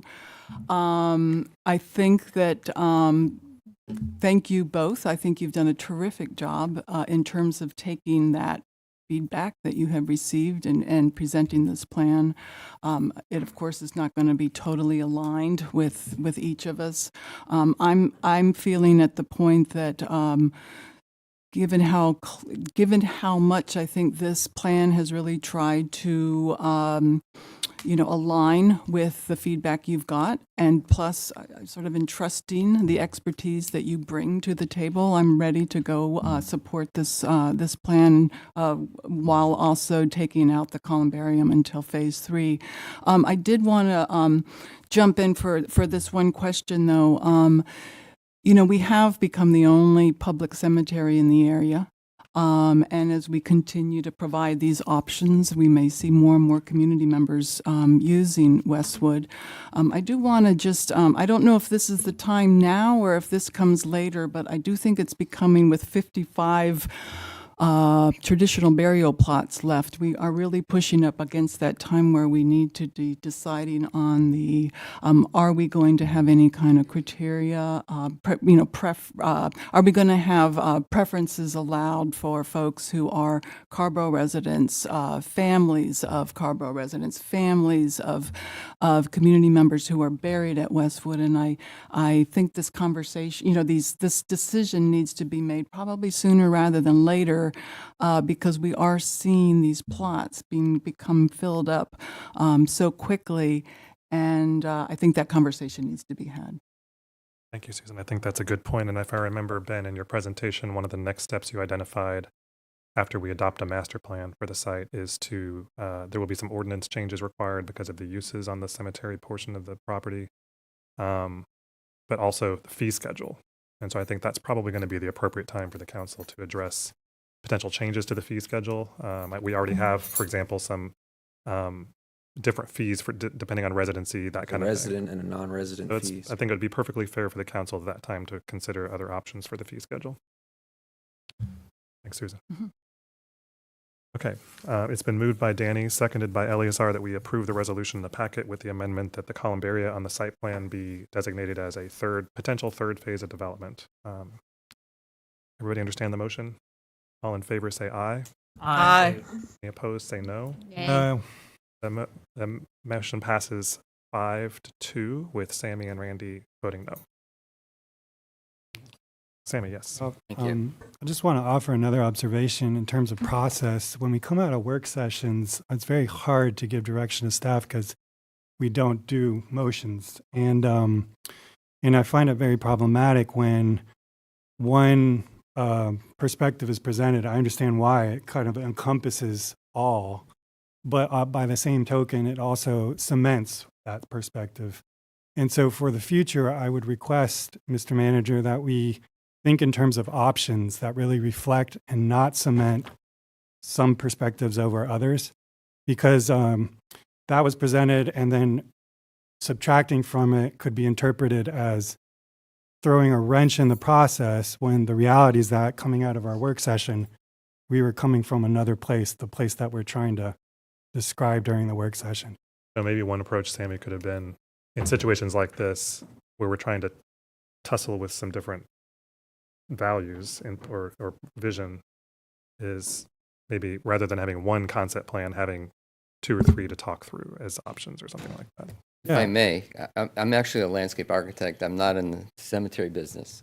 And when we do a lot of public process meetings when we do designs for children's parks and neighborhoods and all kinds of different developments.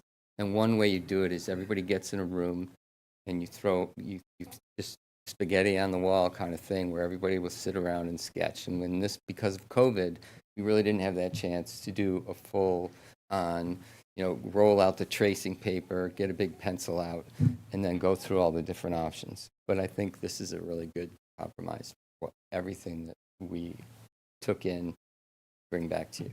Mm-hmm. Yeah, I understand what you're saying, but it was one picture. And again, pictures are worth 1,000 words, and really kind of put a stake in the ground. And when there's diversity of perspectives, especially when a majority came out of a work session with another perspective, it's very important to represent those different options, because otherwise it's framing it as if we're trying to throw a wrench in the process, when we're not. We're trying to follow through with a process.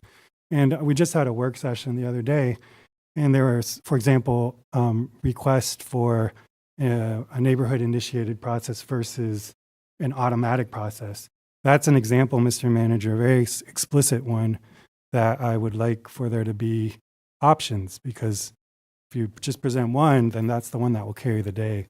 So I just want to name that, because I think it's a very big problem for our work sessions, where we aren't able to, one, have participation with the community, but 2, be overt in terms of what the direction is from the council. And so we just kind of throw it on staff's lap, and they interpret it as it may be. I think that's a fair comment for sure, Sammy. Thank you for adding that. In the spirit of having options to discuss out of a work session, I think that's perfectly fair comment. Ben, thank you so much. Peter, thanks very much. Thanks, Peter. I'm going to move on to the next agenda item, if we're good.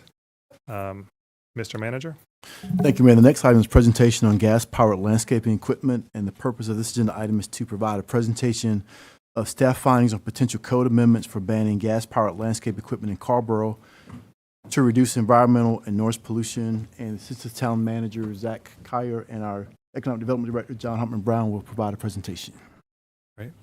Thank you. Welcome, Zach. Welcome, John. Thanks so much.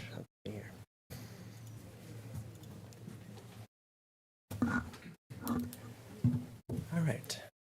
So, good evening, Council. I'm Zach Kyer. I'm the Assistant to the Town Manager. I'm joined by John Hartman Brown, our Economic Development Director. And tonight we're here to discuss gas-powered landscaping equipment and kind of what it means and how it came about, and some options for the Council to consider. So, as a background, how we got to this topic. So, some Council members, as well as some residents, have sent in some comments and feedback to staff to examine the possibility of perhaps banning or limiting gas-powered landscaping equipment in Carrboro in the interest of reducing environmental and noise pollution. So staff got together to represent a diverse background of expertise. So economic development, the police department, our planning, zoning, and inspections department, public works, our town attorney, and then the town manager's office. We met several times to talk through the what it would take, and this is where we ended up. So currently in Carrboro, a regulation for noise is under Chapter 5, General Offenses, Section 5-12-4, which prohibits the use of certain equipment after sunset or before 7 a.m., except on Sunday when the start time is noon. So that's kind of how we regulate noise currently. So this specifically includes chainsaws, brush cutters, wood chippers, or similarly powered equipment. So when we look at other municipalities, we looked all across the state, and our neighbors, Chapel Hill, are the only municipality in North Carolina that specifically limit landscaping equipment based on decibels.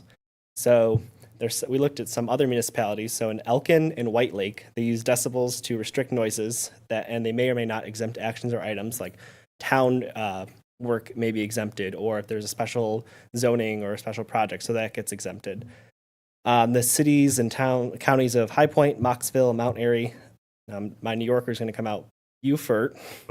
Beaufort. Sorry. I know. That's a depends who. Beaufort. Okay, I know who depends who you ask. So sorry about that. You get one gimme. Like oh man. Georgia has the Beaufort. Okay, I might need another gimme later. But and Buncombe County, they feature unreasonably loud, disturbing, or unnecessary noise clause. So that's kind of a little bit more open to interpretation. So specifically looking at what Chapel Hill offers, so their Chapter 11, Article 3, Noise Section 11-40.1, regulations are applicable to leaf blowers and other motorized agricultural and landscape maintenance equipment, so very specific. So it shall be operated only with all manufactured supplied emission control devices and noise muffling equipment in proper working order. So no kind of like handmade equipment that you use, so it's got to be manufacturer standard. So they list certain zoning classifications and time zones. So in certain zoning restrictions, you can use landscaping equipment at certain times based on the time of day. So their actual like standard that they use is that the equipment does not exceed 65 decibels when measured off of the premises where the equipment is being used at a distance of 50 feet from the location of use. So you can't just go right up to them and say, oh, this is too loud. Well, obviously, if you're right next to it, it's too loud. You have to measure it from 50 feet away. So there's exceptions for certain things like golf courses and kind of like town-owned activities because they tend to have louder equipment. So we spoke with the Chapel Hill Police Department, and they've had this law on the books or regulation for quite a while, since I believe the early 2000s. And they've had very few complaints and zero enforcement actions. Most of their noise enforcement actions come from the university and the surrounding things that go along with being the university town. So Chapel Hill, they have 1 decibel measuring instrument, and it's calibrated by an external service provider each year, so it's not something that most officers carry daily. Steady state noise, like a generator and landscaping equipment, is usually measured by the decibel meter, so it's not necessarily just like, I think it's over 65 decibels. They actually measure it. Again, there's only 1 for the whole town. And most of their enforcement does not really get to that measuring stage. Instead, it's handled by voluntary compliance. So an officer asking them to, limit their noise. And I'm going to turn it over to John, who's going to take the second half of this presentation. Thanks, Zach. So of course, the first thing to do whenever we're looking at regulations such as this is to ask our legal team to take a look and give us a legal opinion. And so we did that. And you have the copy of the attorney's memo in your packet as well, so that's up for your review.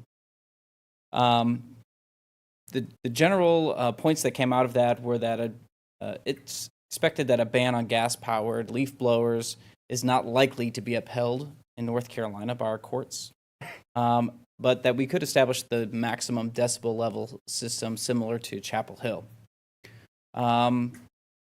He did recommend that permissible days of the week and hours could be established for the use of the equipment just in residential zones and on non-residential properties contiguous to residential zones. So kind of that time, place, and manner regulatory requirement. The equipment could be required to be operated with manufacturer's emissions, noise control features in proper working order. And the regulations might provide for a sensible exception, such as for equipment operated by the town, the Department of Transportation, similar groups that might be needing exceptions. We also did a business survey, a very small business survey, but to get an idea of what kind of impact that a regulation like this might have on our local business community. So we talked to 4 business companies here local in Carrboro and in Orange County. And one stated that they would no longer do business in Carrboro if this regulation was enacted. All 4 stated that they currently do business in Chapel Hill, even with the decibel restrictions. Two stated that it would be that they would incur a cost of more than $25,000 in order to upgrade their equipment to come into compliance. We also reached out to El Centro and asked them for feedback on this potential regulation. They had some concerns as well regarding restriction on the time in which the businesses would be able to operate and work. The incurred costs, of course, with investing and buying new equipment.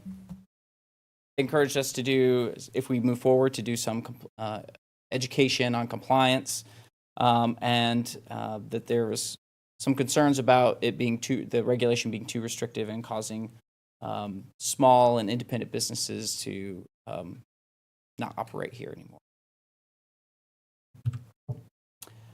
So, just to summarize kind of all of the findings that staff uncovered, banning gas-powered equipment is not likely legal here in North Carolina.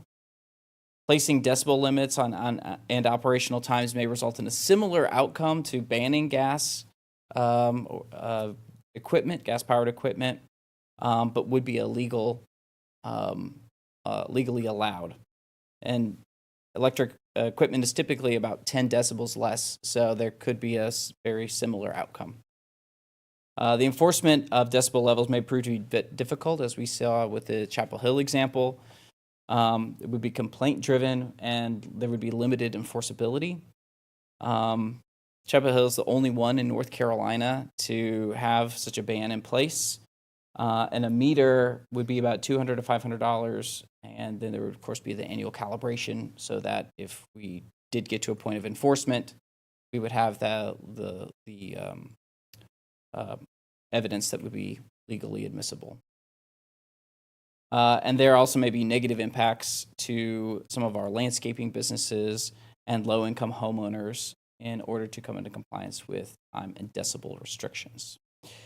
So as a result of those findings, staff are prepared to offer 3 different recommendations and options for the council to consider. We would recommend that you expand and utilize the existing noise ordinance to specifically include landscaping equipment. This would be a simple process, just amending a simple amendment to our current town code. Another option would be to create a new ordinance that will limit the decibel level of the landscaping equipment, very similar to Chapel Hill. This would require some additional staff time to draft the ordinance, and of course, it would require equipment purchases and training for our enforcement officer. And then, of course, the third option is make no change at this time. So with that, staff are prepared to answer any questions and entertain council's discussion. Thanks, John. Thanks, Zach. And I'll come to Sammy first in just a second. Quick question. I think one of you, when you were giving your presentation, said something about town.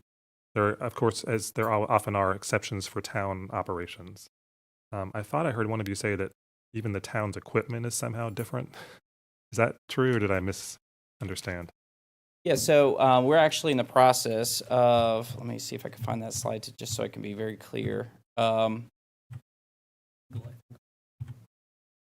We're in the process of, here. Yeah, we're doing a fleet study currently, the town is, and so in that process, we're looking at putting a plan together to transition all of our equipment over to electric. I guess maybe what I was confused about is I thought I heard one of you imply that somehow the equipment that the town uses is different than the equipment that like a landscape company uses, but it's really just the same equipment. Okay, I just misunderstood. That's helpful. All right, Sammy. Thank you for the presentation. Mr. Manager, you mentioned that that staff was also going to share some other information in regard to some of the things I sent that had to do with the other negative aspects of landscape equipment, having to do with reducing noise exposure for workers, the effect of on-point source pollution, climate pollution, health effects, even the break-even point when electric is cheaper than gas, that can be up to 2 years. And the reason I mention this is so far, what is mentioned here is the cost to landscapers, businesses, as a negative, and yet there are all these other positives that we should also be hearing about to weigh our decision. I know that what we are deciding tonight isn't anything to regulate anything on businesses, climate, point source pollution, people's health, economic justice, climate justice, environmental justice, because we are limited to the sound aspect of it.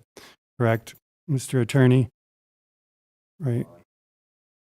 That's one factor, right? But we are also considering these negative things. So that I think it's necessary to consider the positives, because if we just hear the negatives, it sounds like a very bad idea. So, does staff have that information? We did pass it along. Did you all have a chance to review that? We only. Yeah, so I know this one. Yeah, so we definitely, I appreciate the resource that you passed along, Councilmember Slade, and we're prepared to answer questions about that. I didn't add anything to the presentation because we had already published it, but I reviewed a lot of the material you sent and happy to answer any questions, but also I'm not the expert on environmental work. So if you had questions I can't answer, I could get it over to our environmental work planners. Laura Janway was on our subcommittee, so she could, if you have those questions, I could have her answer those. Yeah, I mean, I was hoping for it during the presentation, but I'll just go ahead and share it since it sounds like y'all aren't prepared. But it's, the effect of the noise on workers is one of the concerns. There's a big issue with people's hearing loss with some of this equipment.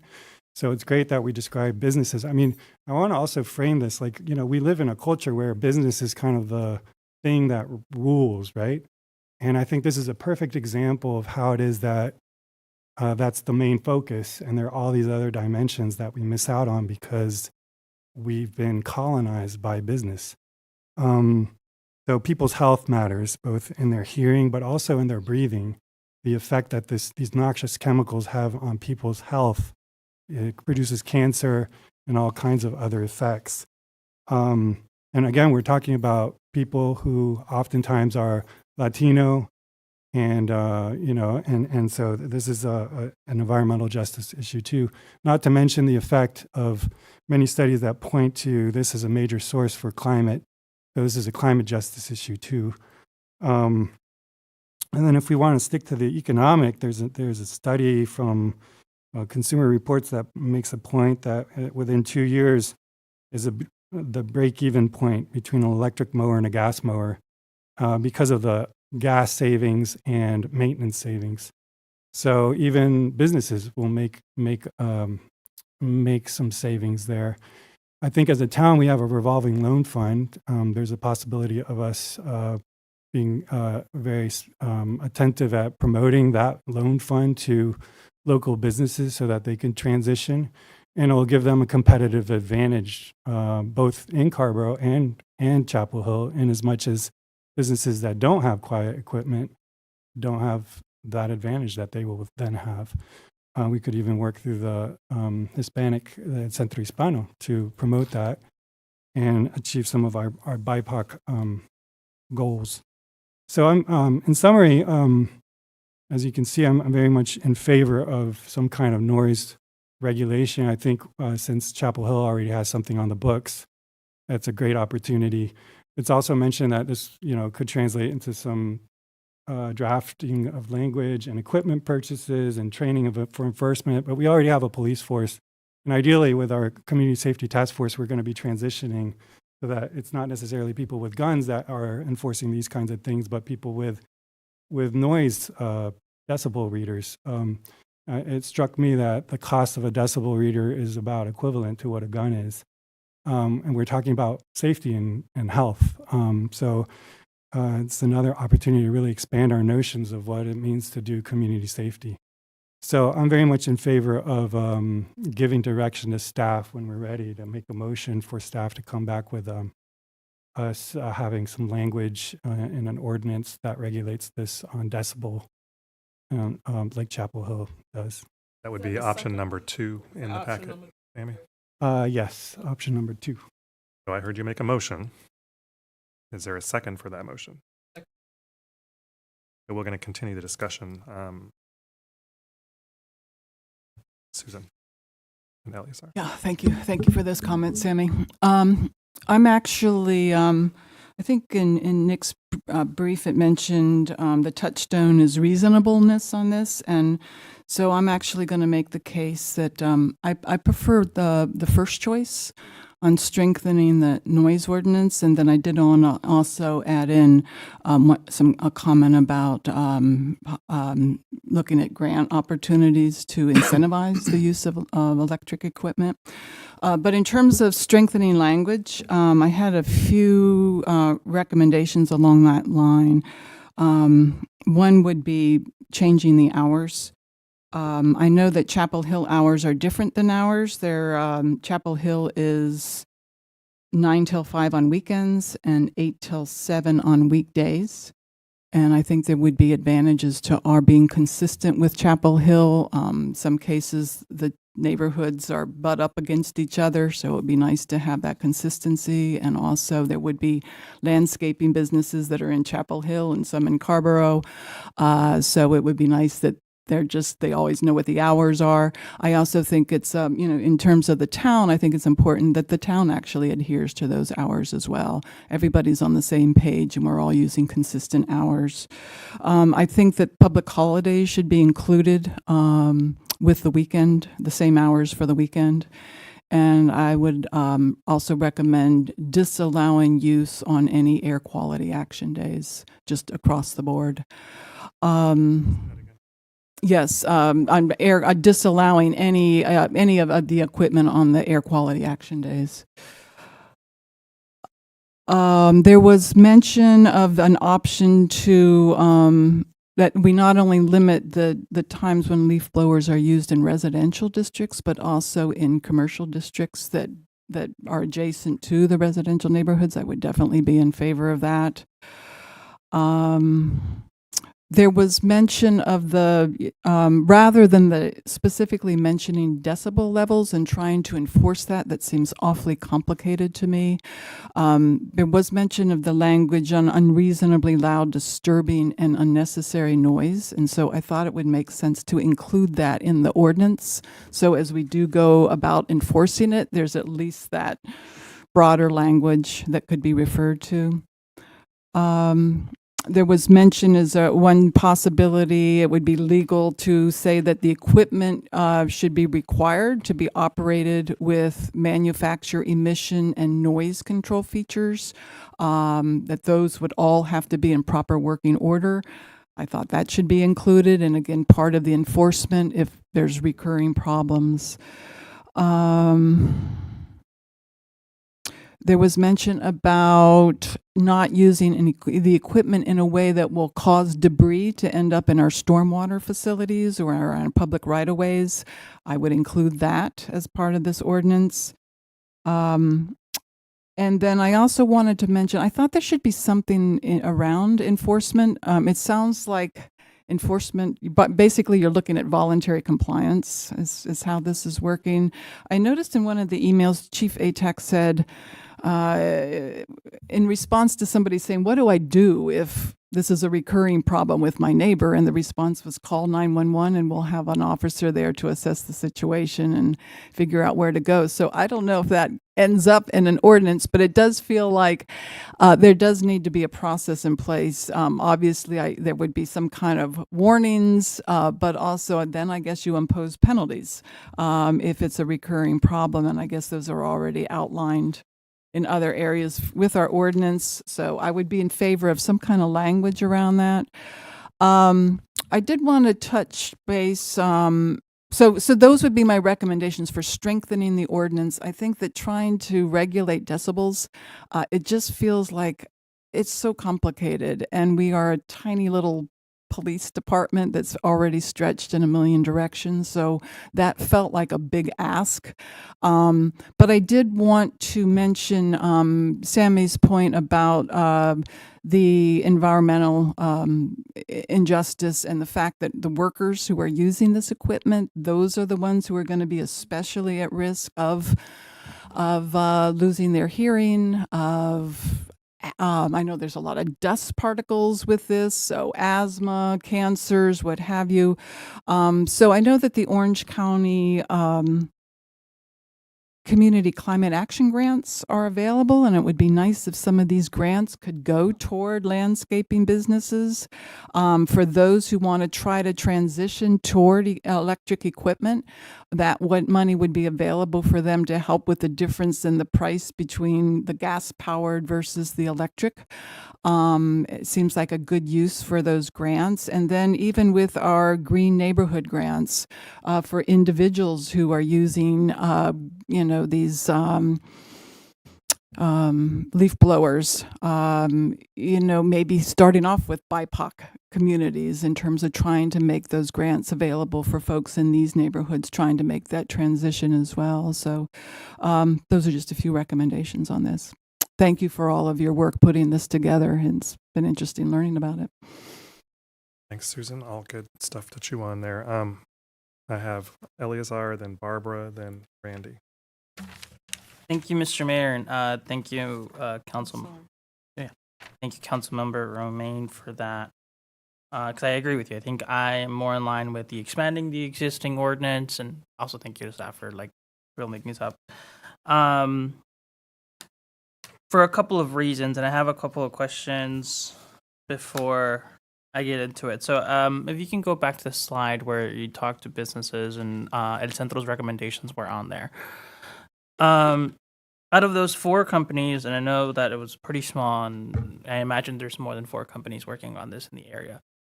Can you let us know the demographic breakdown of whether of their employees or the business owners themselves? Yeah, there weren't a lot to choose from, but we did not. I don't believe we collected demographic data. That I'll have to go back and look at the actual survey. We did this back in May, so but I'll go back and look at the data. Yeah, and I asked because of the race equity questions, and knowing that landscaping is an area that a lot of folks, primarily people of color, is an easy entry kind of work. I want to make sure that whatever we do is recognizing that yes, there's a lot of pollution with this equipment, and we do need to work towards eliminating that, but also in a way that's not going to overly harm our BIPOC population. Kind of on those lines, I liked what Councilmember Romaine brought up around these grants. Knowing that El Centro has the bank, right? Is there a way, and maybe this is something that we don't have to discuss right now, maybe that's something that can be created later, but kind of on this aspect of supporting, specifically some of our lower income homeowners who may not have the extra funds to go and buy new equipment, working with El Centro so that there is not only do they update their works, like I was there when we bought all the equipment several years ago. I can tell you they're not all are going to be in compliance with this. And it is a pretty expensive endeavor, right? So is there a way that we can work with, whether it's El Centro or other nonprofits, and kind of explore where we can create some of these banks so that folks, primarily folks who with lower incomes in our communities, in order to adhere to this, have a way that they can go and either rent or find a way to use those so that it's not forcing folks to go into, Home Depot or whatever the store is to buy stuff and have to buy a whole nother equipment that is pretty expensive. So I would like to see that a little bit more. Also, just doing some research on this aspect, I kind of saw a little bit more of the environmental impacts, but I would like to have I know Councilmember Slade sent some over. I didn't have time to review everything, so I would look into that, but I would love to hear what are some expected or what can we, if there's a possibility of saying, if we pass this, this is the number of difference in emissions, or some kind of number that we can say we're lowering or supporting the environment by passing this, by eliminating X amount of carbon from, and that may be not a thing. So if it's not a thing, totally fine.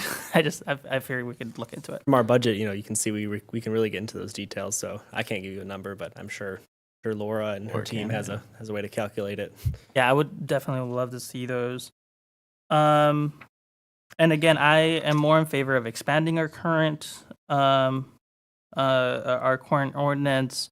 And then I'm not against moving to a new ordinance further down the road, but let's, do something to start curbing some of these impacts, and then, but at the same time, supporting their community members who will be the most impacted by this, both businesses and residents.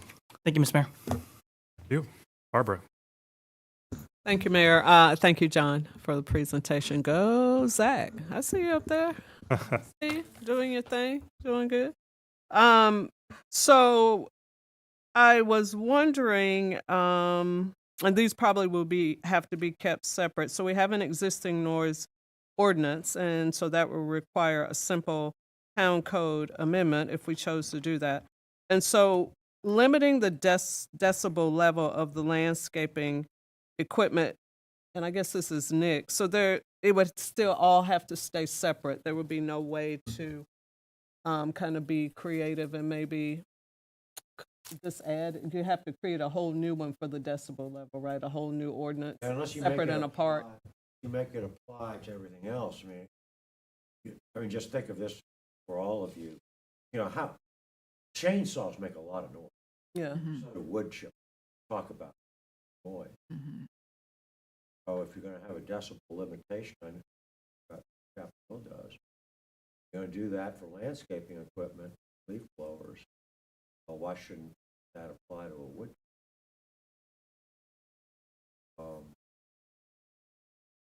Your question raises something that you all need to decide, because a lot of the ingredients that Susan talked about, maybe you're going to be talking. That can be all of those. Set aside the decibel limit, can be engrafted into our existing ordinance. You know what I mean? You know, might have to change some things. But when you get into the decibel thing, ask yourselves, well, if we do it for leaf blowers, why aren't we doing it for chain? Right? And the Equal Protection Clause requires you make some distinction. I don't know how you make the distinction. Noise of a chainsaw, noise of a leaf. Am I helping you at all with this? Yeah, but see, it says gas-powered landscaping equipment. So I mean that. Landscape. Right, and like lawnmowers and leaf blowers and all of that, weed eaters. I mean, power I washers. was just looking at the list of our current ordinance. Okay. Barbara, can I interrupt just 1 second, just Okay, for okay. a clarification on the question you're answering? I think Chapel Hill's decibel ordinance, is it specific to leaf blowers only, or does it include other kinds of equipment? I mean, I'll go by my memory. Do you know, guys? I'll go by my memory, but you guys remember on what? It says to leaf blowers. Motorized and other agricultural and landscape maintenance. So that's equipment. pretty broad, not just leaf blowers. Probably all, I would think. And so, yeah, that was my question for now. And of course, we always have to be cognizant, I would think, of the impact, on our landscaping businesses, that we don't, cripple them. But I feel like there are probably ways that could potentially be worked through. Thank you. Thanks, Barbara. Next is Randy. Yeah, I really appreciate the conversation, because what would seem to be so simple is actually not. One thing that I do want to underscore is that, this is a forward-thinking conversation. Many of us already have electric lawnmowers and electric, equipment, but most people do not. And so, I'm pointing that out because the electrification is coming. It will come. Not that I don't think this is important. I really appreciate the homework Susan did to tease out as many different aspects of what an expanded noise ordinance could do in the immediate term. And I think that that's an important thing that we could be doing now. I am very much concerned about the issue of businesses, especially the small entrepreneurs that are doing this on their own. This is their home business, essentially. Very concerned about that.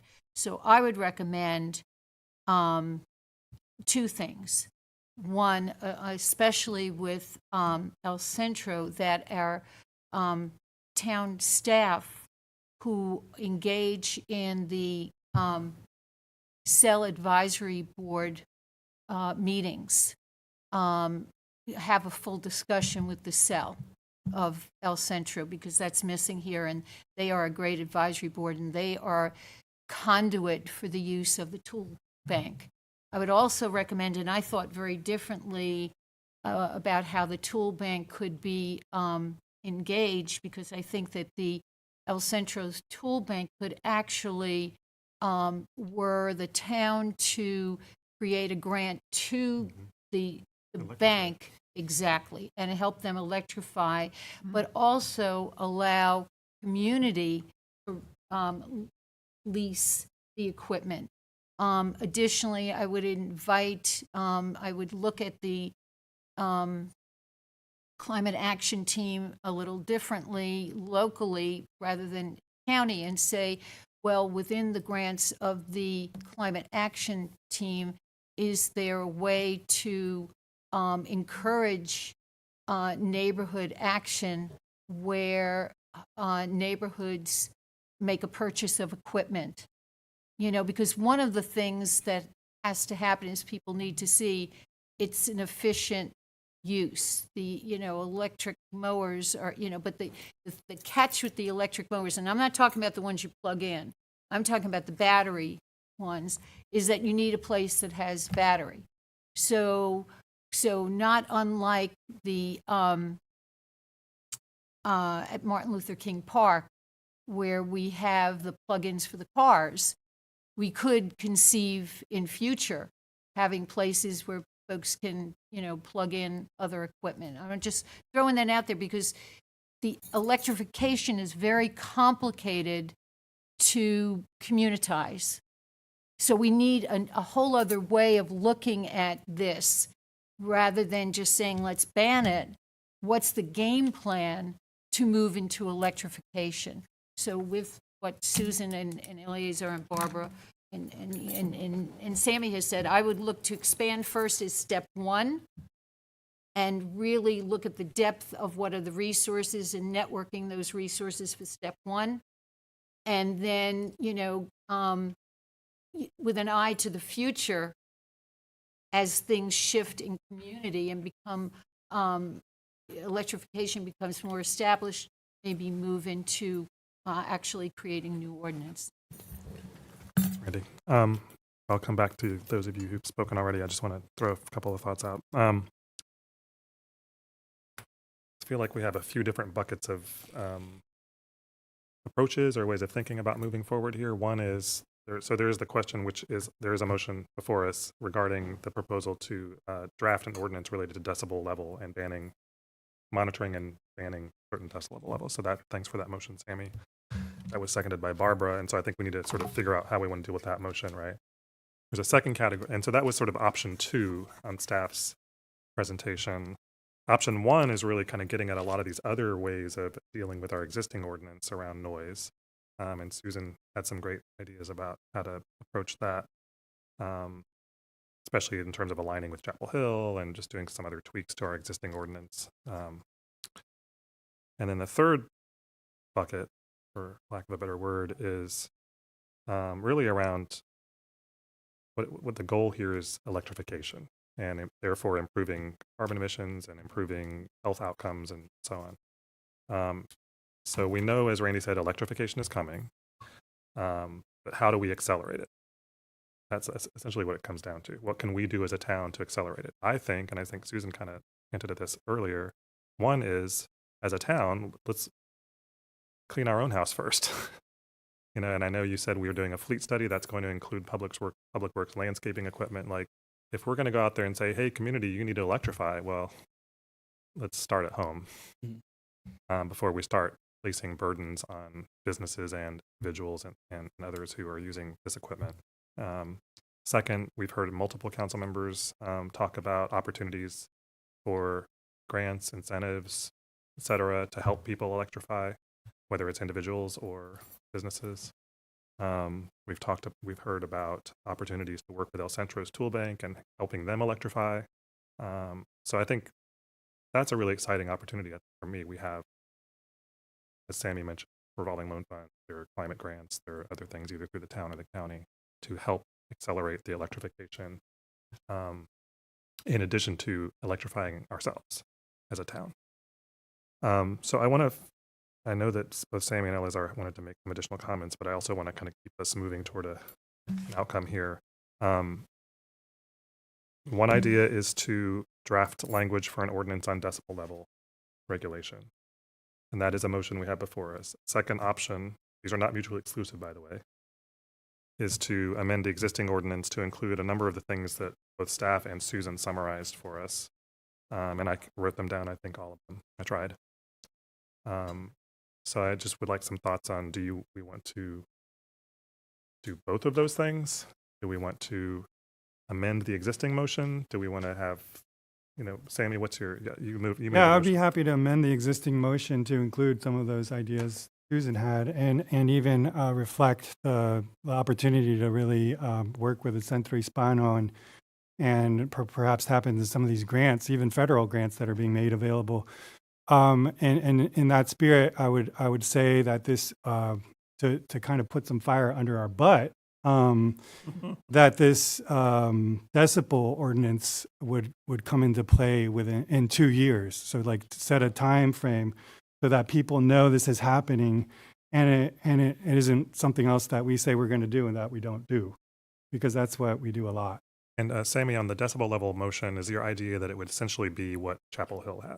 Yeah, essentially what Chapel Hill has, and say it'll come into effect in 2 years, and we would let everyone know, and these are the opportunities to transition. So that's my amended motion. And then to possibly also include some of this other stuff, or should we just do that separate motion? So some of the things that Susan mentioned was like time of day, I believe. Some of these things are not incompatible with a decibel, and they could happen even sooner, or even at the same time. I don't know. Let me just run through those real quick so we know what we're talking about. One was to align our hours of operation with Chapel Hills. So Susan mentioned what those hours are. I think it was 9 to 5 on weekends, 8 to 7 on weekdays. Susan also wanted to treat holidays as weekends in that rubric. Susan also mentioned that the town itself should adhere to those hours of operation for this equipment. Susan also mentioned disallowing use of this kind of equipment on air quality alert days. Is that going to be enforceable? All of this is going to be complaint based. It's like the one thing. No, I'm just, legally though. It sounds like it's beyond just, noise. I just want to put it out there because, we can ask for language. We can ask for language in an ordinance, and we can get a legal opinion at that appropriate time. But right now, I have no problem with any of that. Okay, great. Love to hear that. Love to hear the lawyer say that there's no problem with anything we're saying. Okay. Susan mentioned just some considerations about using the equipment in commercial districts that are adjacent to residential districts. I would add to that, so for example, I live in what is a commercially zoned property, but it is mixed use residential building. So it has residential use in a commercial. So just be thinking about, I hear leaf blowers too. That's all I'm saying. Susan referred to some of this so-called unreasonably loud language that was in one of the, also this manufacturer operating the equipment at the manufacturer standard, which is in the Chapel Hill ordinance, I believe. Susan also mentioned the rule about, prohibition on creating debris that impacts our stormwater management features, whether they're on private or public property, I assume. And then, so that was a list of potential ordinance modifications that Susan listed. This would be in addition to some language around a decibel regulation similar to the one that Town of Chapel Hill has. I want to treat those together, and then we can talk about this other topic of potential grants, incentives, ways of accelerating electrification as a separate matter. Is that okay? All right. So Sammy, so yes, you would agree to amend your motion to incorporate all of that. That's incorporated. That was seconded by Barbara, and you agree with that. Mr. Manager, does all of that sound digestible? And for the decibel ordinance, October 1st, 2025, a very exact date. The idea would be to say, here's when that takes effect. So would you want it set at 65 decibels like Chapel Hills? Yes. Okay. At 50 feet. I think start with Chapel Hills and then have language to deal with. I think the one thing with Chapel Hills is that they've done it for quite a while now, and they haven't had any actual enforceable actions related to it. But that, not saying we can't do it, but it's like if they've done it for 20 years and haven't had any, and they're much larger than us, are we going to have it on the same? You said there was self compliance when people. Yeah, like they It's voluntary. voluntary. This actually gets to the heart of what I wanted, if I can Danny, cut in. yeah. So, I mean, I think while that's true that voluntary compliance might be nice, I think like I'll never work in Carrboro again, says one business owner. But yes, I work in Chapel Hill. He also says this is not enforced. Well, I mean, I am curious whether in this, I'm fully persuaded that these are bad, that they are anti-worker, that they are anti-climate. I am curious, this gets into a couple things here that I don't want to race the boat on the work of community safety or green neighborhoods.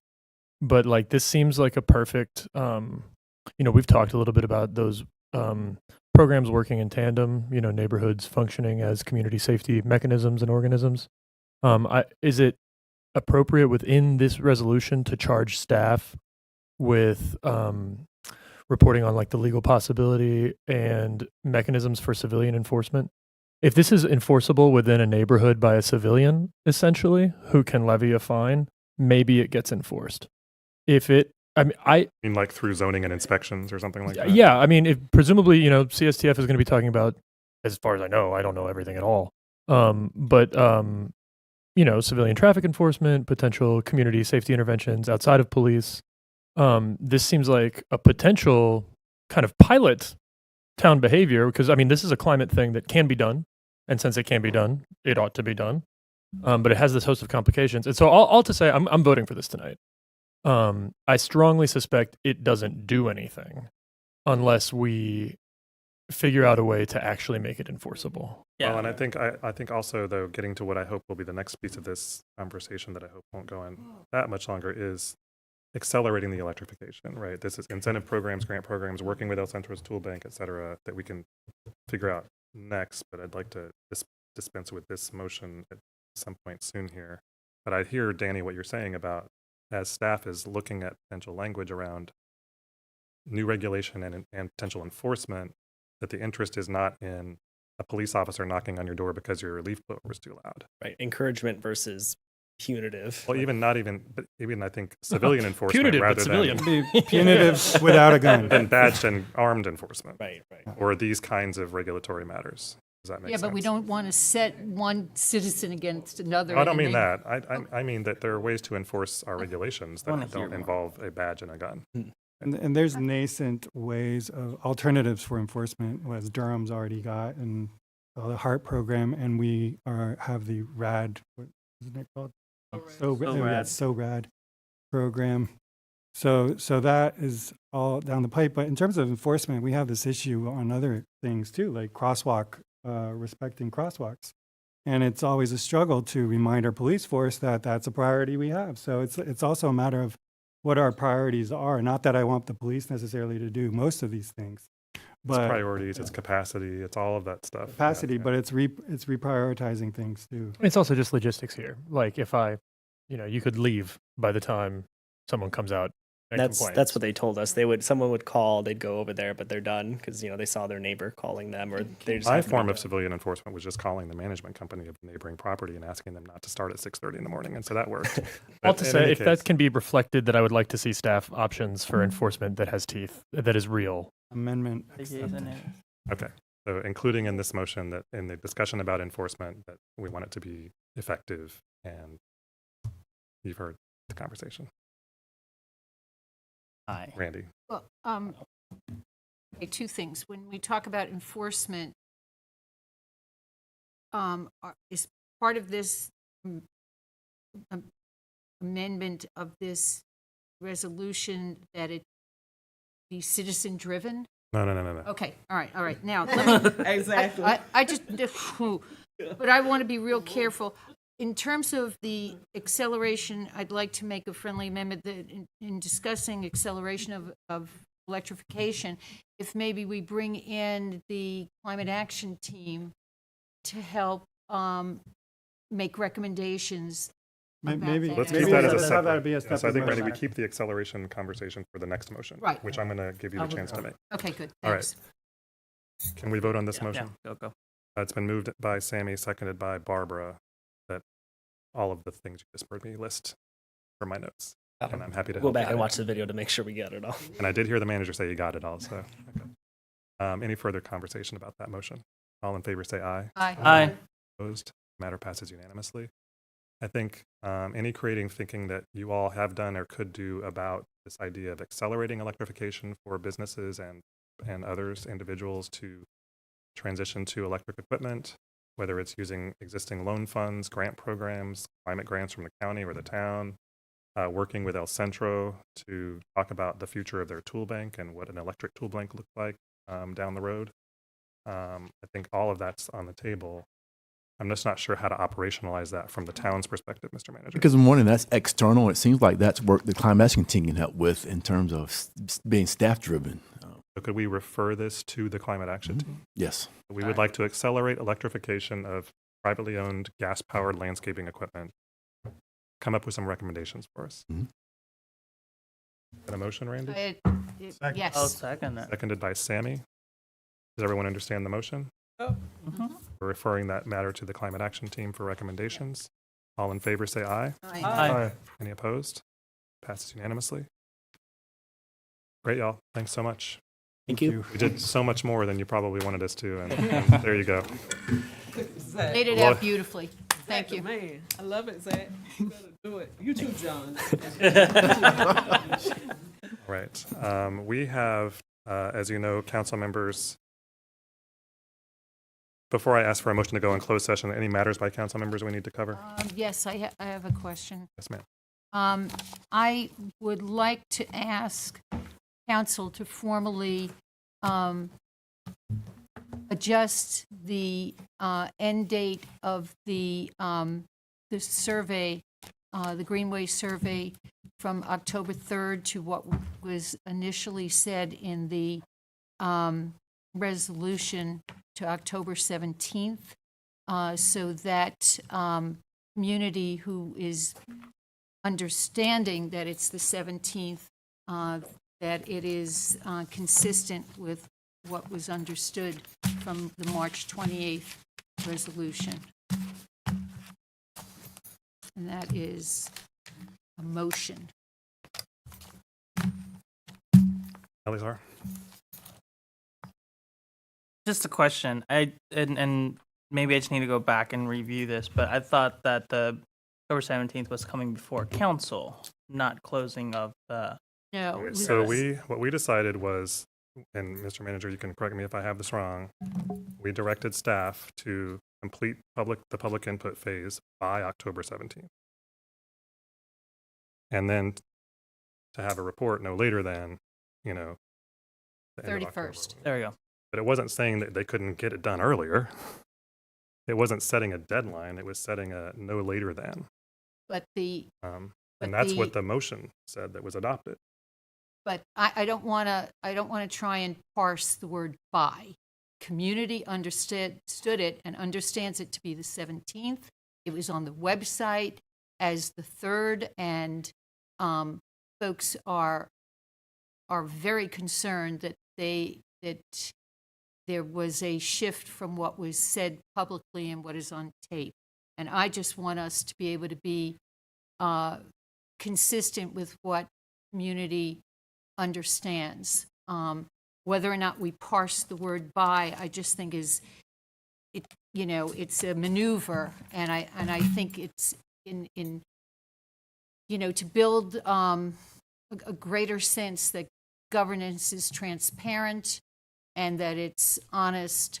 I would just say give it the 2 weeks from the 3rd to the 17th, and that is my motion.